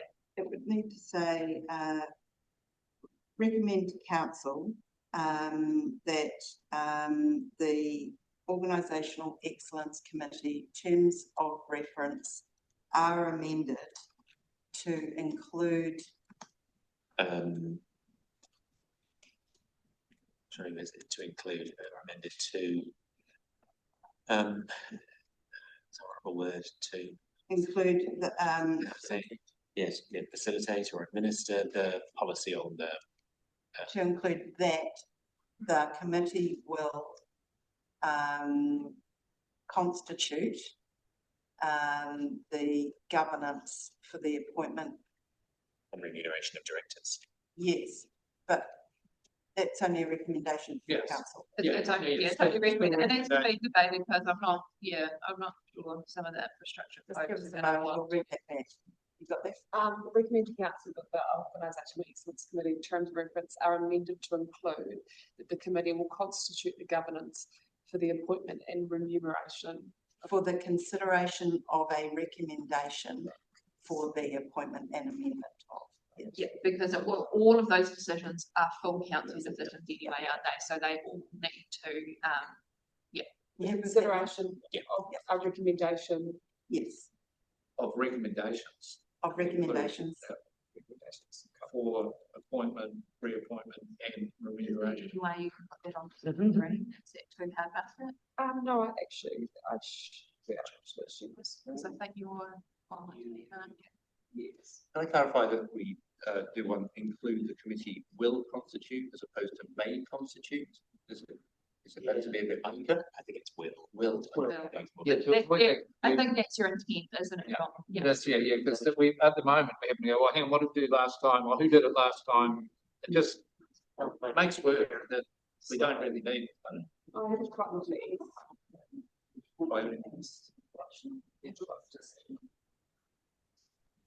Very wordy consideration of recommendations.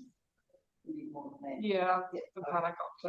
The appointment and constitute the governance for the appointment and remuneration. No, will constitute governance for the take out the appointment and remuneration there for the consideration of directors. Appointment sorry, I wonder if it's recommend to council that the OEC terms of reference are amended to include the power to make recommendations under the policy for the remuneration as the appointment of make recommendations under the policy on what's it called? The appointment and remuneration of directors. Cool. It's a nice. So we'll get there in the end. Benefits and remuneration of directors. Of directors. Other way around, remuner. Oh, okay.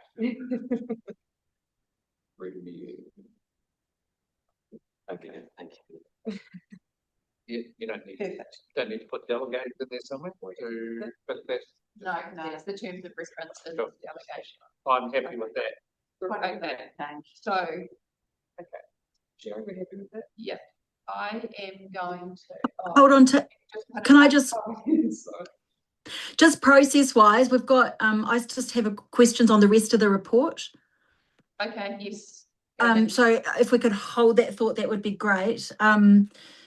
And just a few other things. So firstly, just on this policy, I just want to note, and it might not be the right time, but it's been an issue that's bugged me in the past, is that on page 97 of the agenda, point 3 principles, the appointment of directors will aim to ensure a diverse range of membership. So diversity is in there, but only to bring relevant expertise and skills. So we've often had, you know, panels of, or CCOs with boards of, you know, mostly men, lacking diversity, not just in the gender space. And I've always wanted to adjust this policy if it came in front of us to ensure that we had that diversity sort of covered more than skills and experience. And I just thought now was potentially an opportunity. Now, it doesn't have to be now because we haven't thought about it and I'm aware of time, but just for the staff to have a think about whether the wording under the second bullet of point 3 principles on page 97 of the agenda, if there's an opportunity to adjust that so that diversity is broader than skills and experience. So do you? So I will just leave that as a question mark. I don't need to direct anything, and I can bring it up again at the full council meeting. That was going to be my suggestion, Nikki. Yeah, I just wanted to note it, and so now you're aware that I might bring it up, and if it is something that interests the staff and including, then it would be great to get some advice at the full council meeting. I think it's a very worthy addition, so I think it'd be good to bring it up there and seek support, and then we can. Thank you, really appreciate that. The other things were just a couple of comments Can around. I just clarify something, Nikki? So you Sure. asking staff to come up with a change, or are you intending to bring a change? I will see what happens when the report comes. So if staff want to put something in there, that's great. If not, I can come up with something after the agenda's out. Okay. What was your next point? The next point was just on attachment A, just noting the meetings and where they've been held. So we did have a resolution at some point, and I've forgotten exactly what we decided, but we were going to have a certain number of meetings in Wanaka and workshops and so on. But of 11 full council meetings, 1 has been in Wanaka. Of 31 workshops, 1 has been in Wanaka. Standing committee meetings, 22, 2 in Wanaka, and so on. So I just wanted to bring that to the organisation's attention, which you will obviously have noted in writing the report, and maybe ask, is this complying with what we intended? Can I speak to that? So in terms of the number of meetings held in Wanaka, part of the reason why it's only 1 is because we were looking at the financial year, whereas the policy applies to the calendar year. So we'd actually held two meetings of Wanaka council meetings prior to the beginning of that financial year. And then, sorry, yeah, that's right, so the beginning of last calendar year. And this year, we've only had 1 meeting in Wanaka so far, but there will be 2 more meetings in Wanaka in the remainder of this year, I believe. So I think this is partly just because of the time character. Thanks, John. I still don't know how the difference between 22 standing committee meetings versus 2, even if you are taking that into account, it still feels like we're not on track to achieve what we wanted to. So just flagging that up, if we could have a look at it and consider whether we're really meeting what was intended. Doesn't feel like it for me, even this year. Also, just a question around Lagoima requests. What I would like to see, because having noted the customer service piece of work that's been done and that we've got forward pieces of work looking at efficiency and so on, I'd like to know what we've got planned in that space, because we can always improve on things and we know we can improve on Lagoima. I just haven't seen anything come to us on guidance that's provided to staff, resourcing, who's involved in the process of deciding, any sort of audit of the refusal grounds. You know, how do we go back and look at whether this is working? So I think there's a piece of work to do around this. and that would include looking at efficiencies in the tech space. How do we use technology more so that staff can more efficiently get more accurate and complete information out of the system for requesters? I think we're missing an opportunity if we don't do it. So through the chair, would this be something that this committee would be interested? I don't know who I'm asking this to, but I would be interested in looking at it, and it would be great if staff could commit to doing that subject to resourcing, and I'd be interested in timeframes when we might be able to take a look. So you're looking at a deeper dive, you're wanting a deeper dive into the Lagoima process. I do need to get more economical with my words. Yeah, exactly. Deeper dive and how could we look at improving efficiencies for better outcomes, just as we have in the customer service space, I guess. Because how I'm reading it, we did have 98%, 98.5% were within the time frame. So what increases of? So yeah, so 98 to be 100%, Nikki. So that's actually, it's far more complex than that. So there's a measure that we have to comply with under the Act. And as long as you respond to the requester in 20 working days, then you tick that off, you're fine. There's no other requirement. So what that doesn't cover is what content was supplied and what wasn't. The number of times a requester was asked to reduce the scope of the request because we just don't have the resourcing to spend the time getting that information out of the system.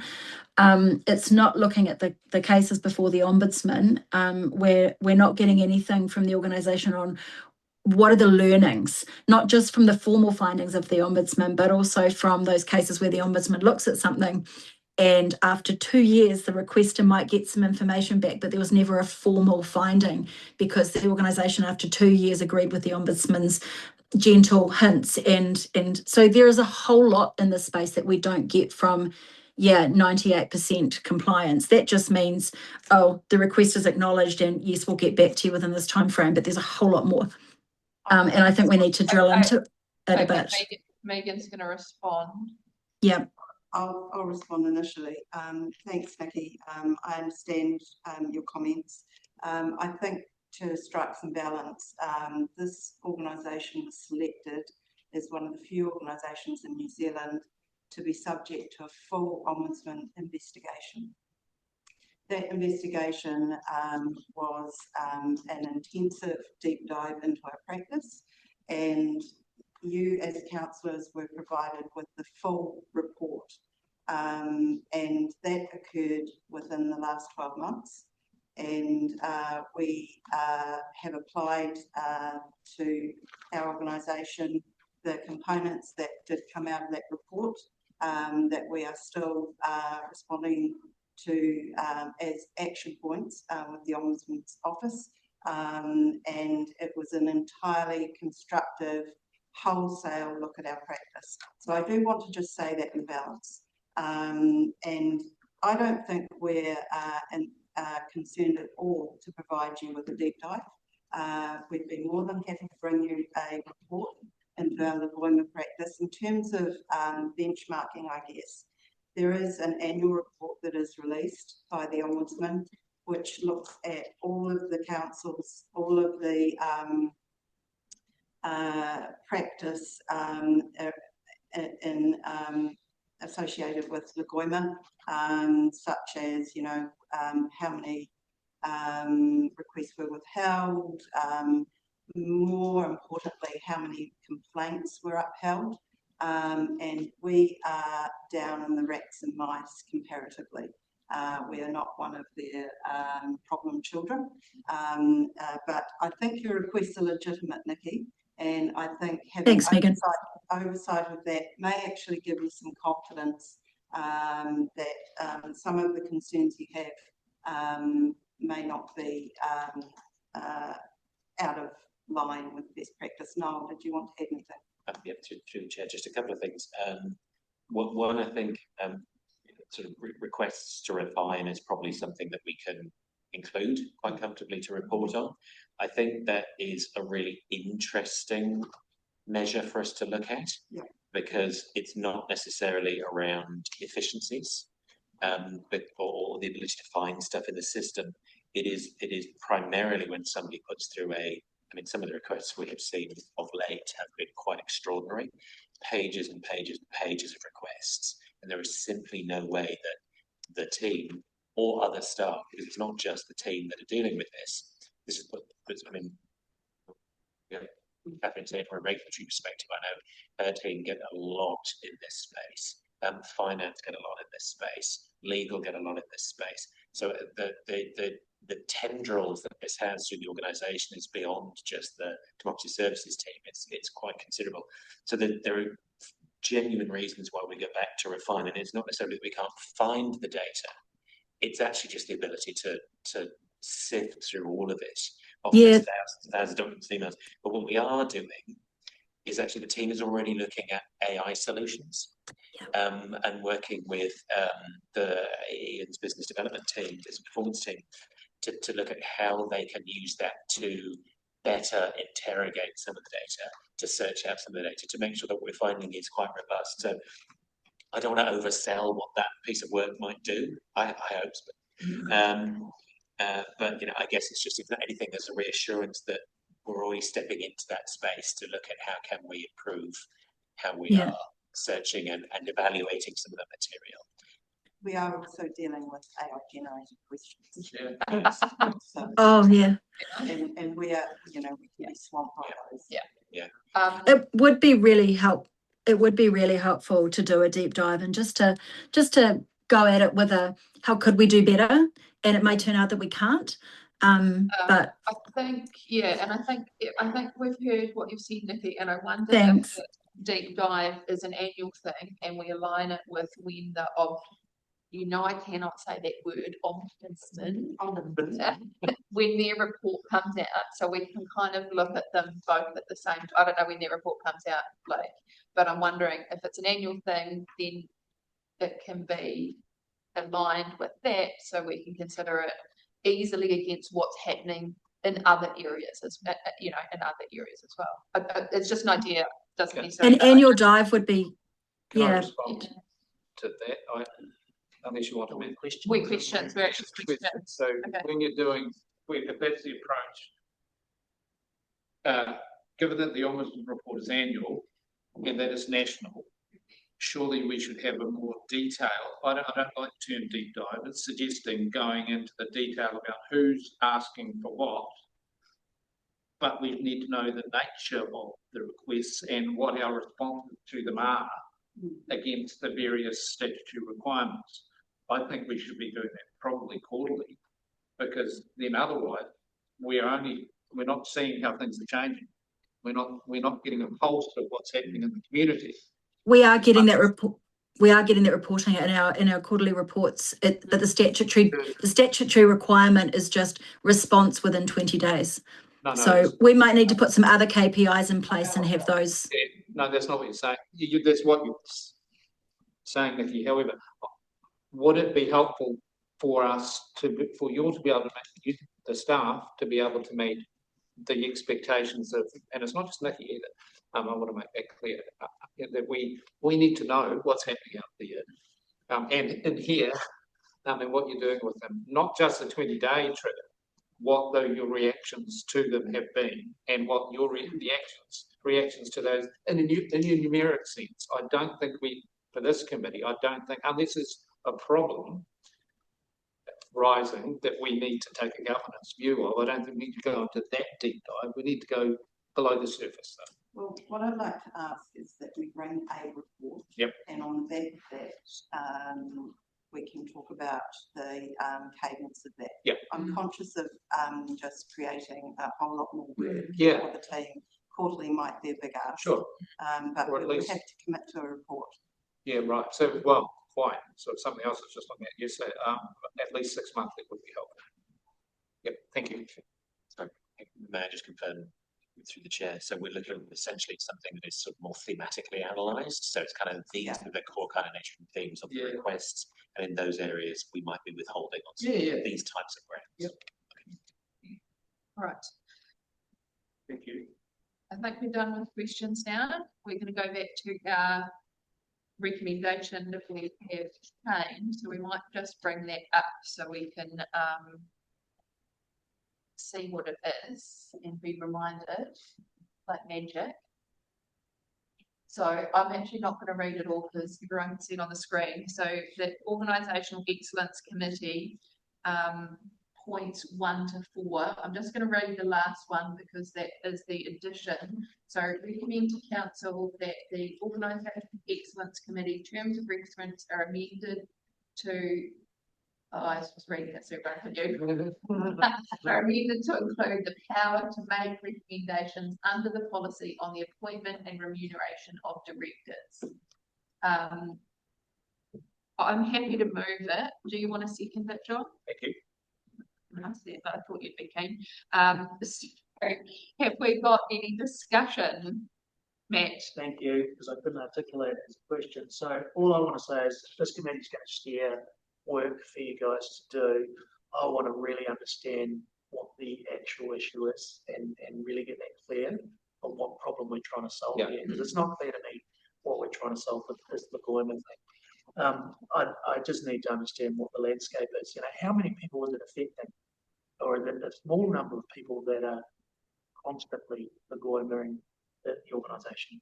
Because, as I said, if that is the case, I don't think there is a useful exercise in doing a deep dive here. Yeah. So let's understand that first, what the problem is we're trying to solve, before we direct staff to do it.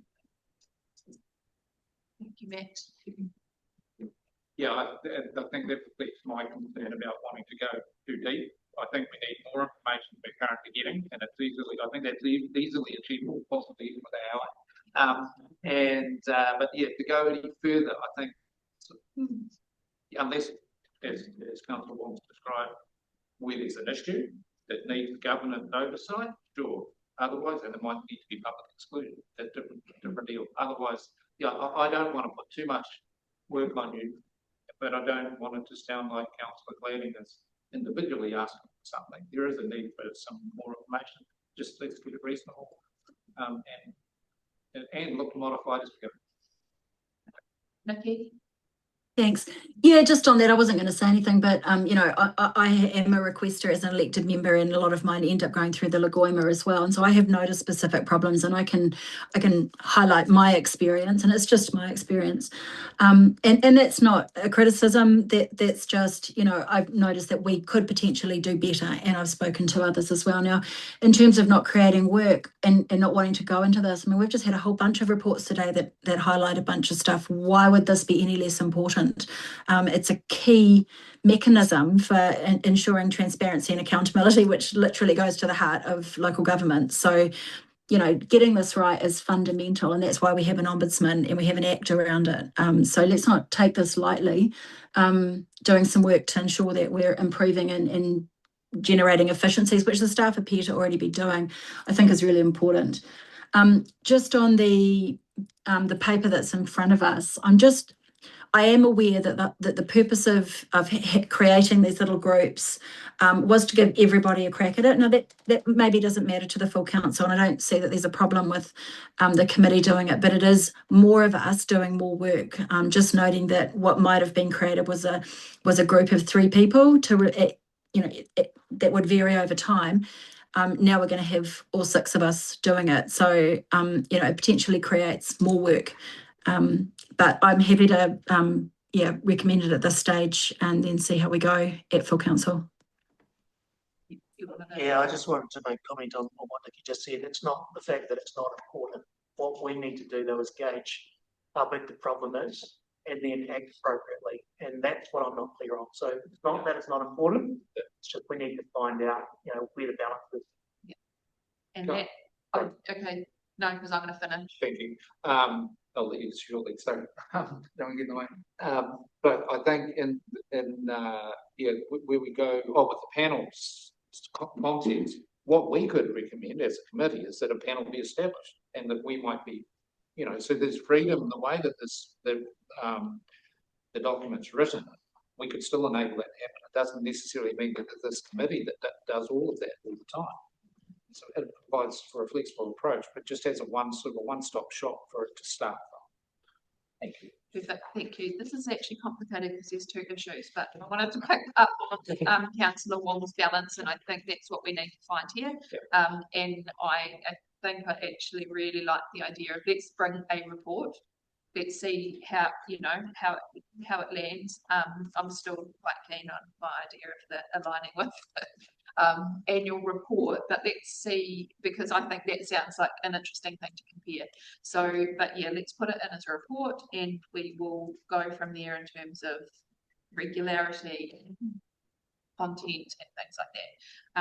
And with regards to the subcommittee, committee, us, whatever it is, all this is putting it to council to discuss. I think that's what we're recommending here. It's not, I do think there's a little bit of a messy area that this could be one option of clearing it up, and it will bring it to light at full council, which it needs to be a full council decision. So with that, I will put the, we've got the recommendation in front of us. All those in favour? Aye. Okay, motion carried. Thank you. All right, lucky last. Can I acknowledge one thing? This is Niall's last meeting. Oh yeah. Last meeting. Oh, thank you. We might want to recognise that. We do want to recognise that. Thank you very much for all of your support, Niall. It has been noticed and appreciated. Thanks, Niall. Okay, lucky last business process program. Hopefully, Matt's comments about you being his favourite team are to keep you going. Still haven't seen any gifts from you guys. Certainly to motivate us, but now we're on this lofty pedestal. We made more anyway. Yeah, that's right. Thanks very much for trying to keep this brief. I just wanted to note there was a few requests from the last OEC, which the first one was if we could incorporate the project sponsors into the business process projects, which we've done. With the second one, we've just done a slight change of format, so hopefully feedback very welcome. Hopefully clear phase one, what's been achieved and what's coming up. And then the third request was that we have a workshop at some point to dive into a lot more detail around some of the projects, which we will schedule up in conjunction with the next OEC in October. Obviously, I've got Zoe on my left, who looks after the business process team, and Sarah, who looks after the OPMO, Organisational Project Management Office. So I'm going to let them walk through the highlights and some of the areas where we maybe need to give a little push in both areas. But the one I would I'll touch on is the project that we've kicked off around AI.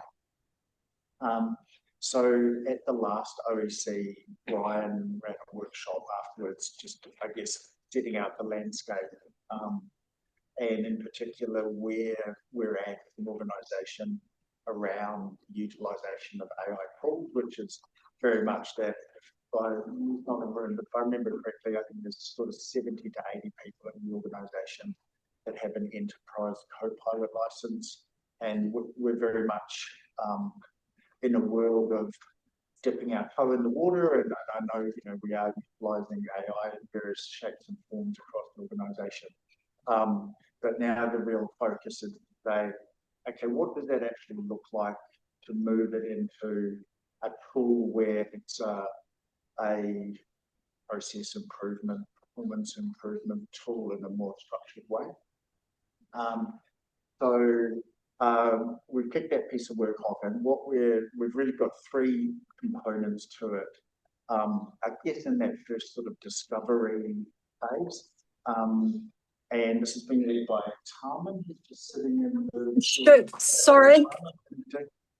And so the first one is we're looking across the country at how other local authorities have started to adopt AI. And so we're now part of a cohort of local authorities, some of which are a little bit further ahead than us, and some of which are a little bit behind us. But we're learning a lot from the way other local authorities are starting to utilise AI. So that's that sort of landscape discovery. The second thing that we've got underway is looking at what we may need to do around policy and guidelines and strategy. So we do have an AI policy at the moment, but we're going to need to do a bit of a refresh in that space to set the framework up for the utilisation of AI. And then the third thing that we've got underway at the moment is we've got 3 areas of kind of case studies, for want of a better description. So real life case studies where rather than just having AI Copilot on desktop as a tool, we're actually going in and saying, okay, what's the opportunity for improvement? How may AI support that? How would we set that up so that we've got structured tools that are tested and repeatable, and people are trained appropriately on them? And as a result of embedding those tools, what's been the outcome? And so those 3 areas, we just heard about one of them, which is in the deployment space. And the other 2 areas are around the production of reporting and also in our EA space, looking at how we cope with the volume of email and communication and things like that. So we're going to run those 3 pieces of work in parallel, bring those together, and then start to form up what the broader AI project will actually aim to achieve and how we structure it. I'll hand over to Zoe. We'll just touch on a couple of highlights really, and then please hear and then Okay.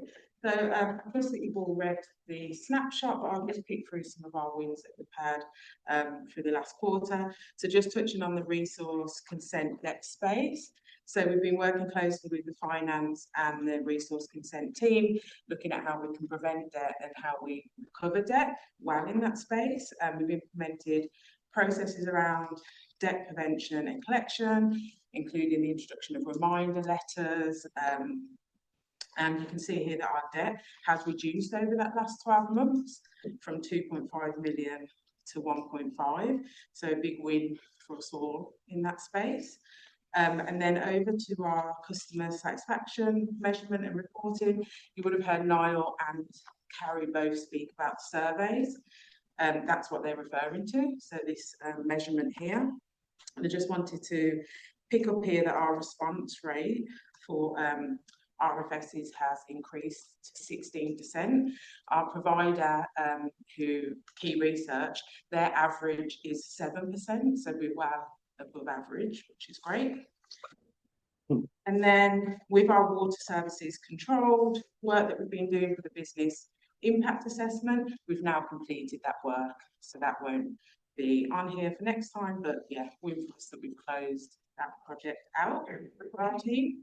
And then just picking up on the 2 that are amber on the report. So just with our resource consent space, so still working within in that space on our implementation plan and our phase 3. Just with workload across the team and other competing priorities, the implementation plan, we're working with that team to look at how we can achieve those timeframes to ensure that it's delivered within the set timeframes that we've set. And then the other one for our project reporting is amber, just due to our vendor delivery, which has just impacted some of the timelines there. So I spoke very fast there. That's okay. Our own a little bit of time, so all good. But yeah, any questions from anyone? Maybe Sarah can come in. Yeah. I guess just some of the key things that has been occurring in this space. There's been many, but just targeting a couple. So listed there is our benefits management framework. Since the report was written, we've had the workshop. I've now got the draft framework in. I've done a review on it. I've got a meeting this afternoon to progress that further. So that's coming along nicely. Basically what that does is changes our narrative from the what to the why. So if you think, oh, what we're doing, we're putting pipes in the ground, but why are we doing it? It's because it's going to provide us with, so it changes the story to help everyone understand the value of what's being being delivered. Some other areas, financial management, we're doing further system enhancements there with the Sentient system and the Tech One system. So that's just starting to gather some momentum. And also something new that's not on the report. I've been undertaking, I guess, a bit of a lessons learned process within community services for last financial year's program with Ken Bailey and his teams to basically identify further improvements that we can then move forward with a change implementation plan. So that's what we're busily working on at the moment. Any questions? Yeah, thank you. That's awesome. I love it, particularly the number of greens that are there, which is lovely. Just layout-wise, though, I wonder though, there's this column of next key milestones. Many of those next key milestones in that column are June, so the column should either be current and next key milestones, or yeah, no, we can adjust that. It's a time. They write it in June. June. Exactly. That's a really good point. And then, thank you. And then though, if we don't get it from this, at least we then go back, well, hang on, where else have we seen these? Not just a milestone, but expected completion date would probably be helpful. Yeah. Otherwise, awesome, we'd love it, but that's the key thing. Matt? Thank you. Just wondering, are all departments engaged in having projects that they're working on, or is it they just come to you as it's? So it is I guess, well, for example, I'm assuming the CapEx projects is what we're sort of involved with. Right. And so we've just got notification recently that probably got 50 new ones wanting to come in, sporting a whole heap more.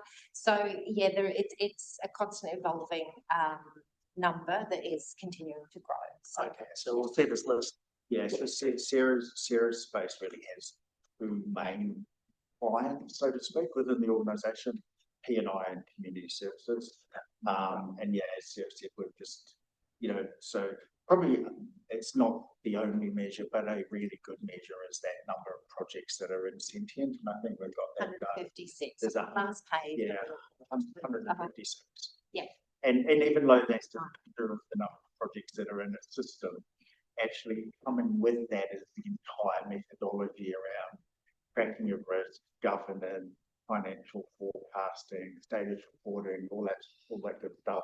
So that's the best kind of metric, and that's shown a really steep trajectory over the last couple of years. I guess it looks, just touching on what Ian has said, so from accessing Sentient in July 2025, it was accessed in the month of July 363 times in 2025. In May this year, it was 508 times. Cool. So it's been good. Yeah.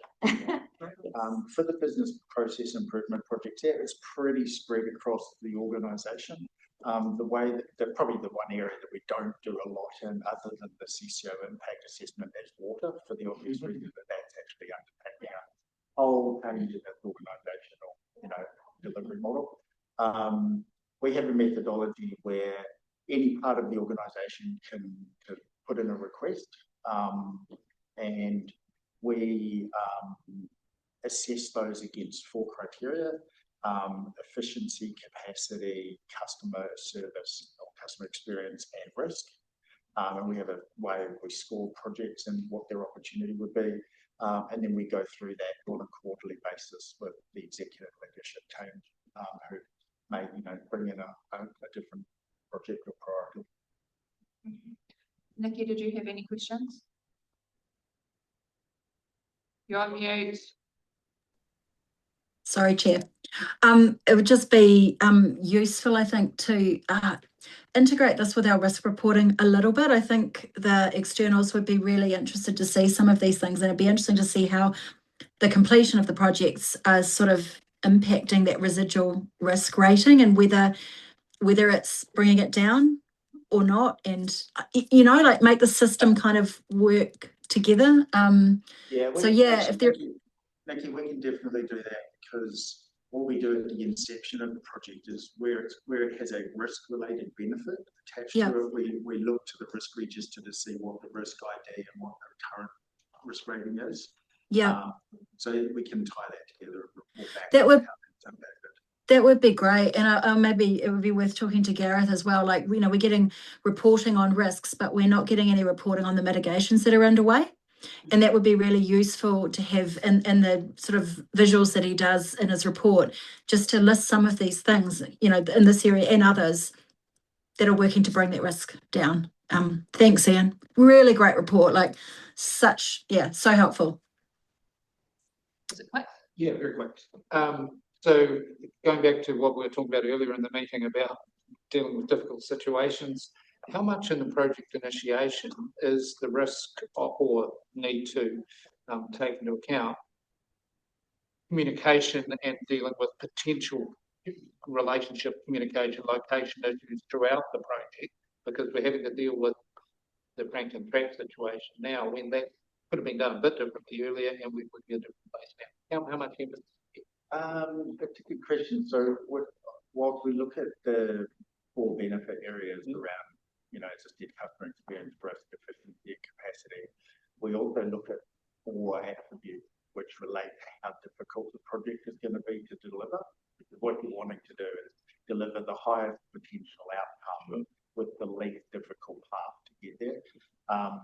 So what we look at there is complexity. So particularly how many parts of council will be impacted by the project, because the more departments we deal with, the more complex the project becomes. How much technology dependence there is, the more we ideally don't want to have lots of technology dependence. What's the cost of delivering, and do we have to be a sponsorship? Right. So it's kind of I'm not really answering your question properly. Well, you are in a way. We do factor communication into every project has a communication plan. Sure. But in a sense, probably where we differ from something like the Franklin Track is predominantly we're not necessarily dealing with things that are impacting the external community in such a direct way. But that's not always true. We've been involved in a number of the events policy HUIs that heard because we were part of the process. There's a project in there around community facilities requests where we've been engaged alongside the policy and community services teams, where if we're changing a policy, what we try to do is come along in parallel and say, well, what does that mean for the process? Thank you. That raises more questions for me, but good answer. And we're doing great. Other stuff might need some work. Thank you. All right, so I have a recommendation in front of us that the Organisational Excellence Committee note the contents of this report. I will move it. I could seconder. Councillor Wong. Any discussion? No. All right. All those in favour? Aye. Motion carried. I will remember to end before we get to bring my part here. So, kia tau, kia tātou katoa, te ano, te araha, me te amaru tau, te hei Māori ora. Thank you everyone for their time. And I declare the meeting closed at 11:47. No, that's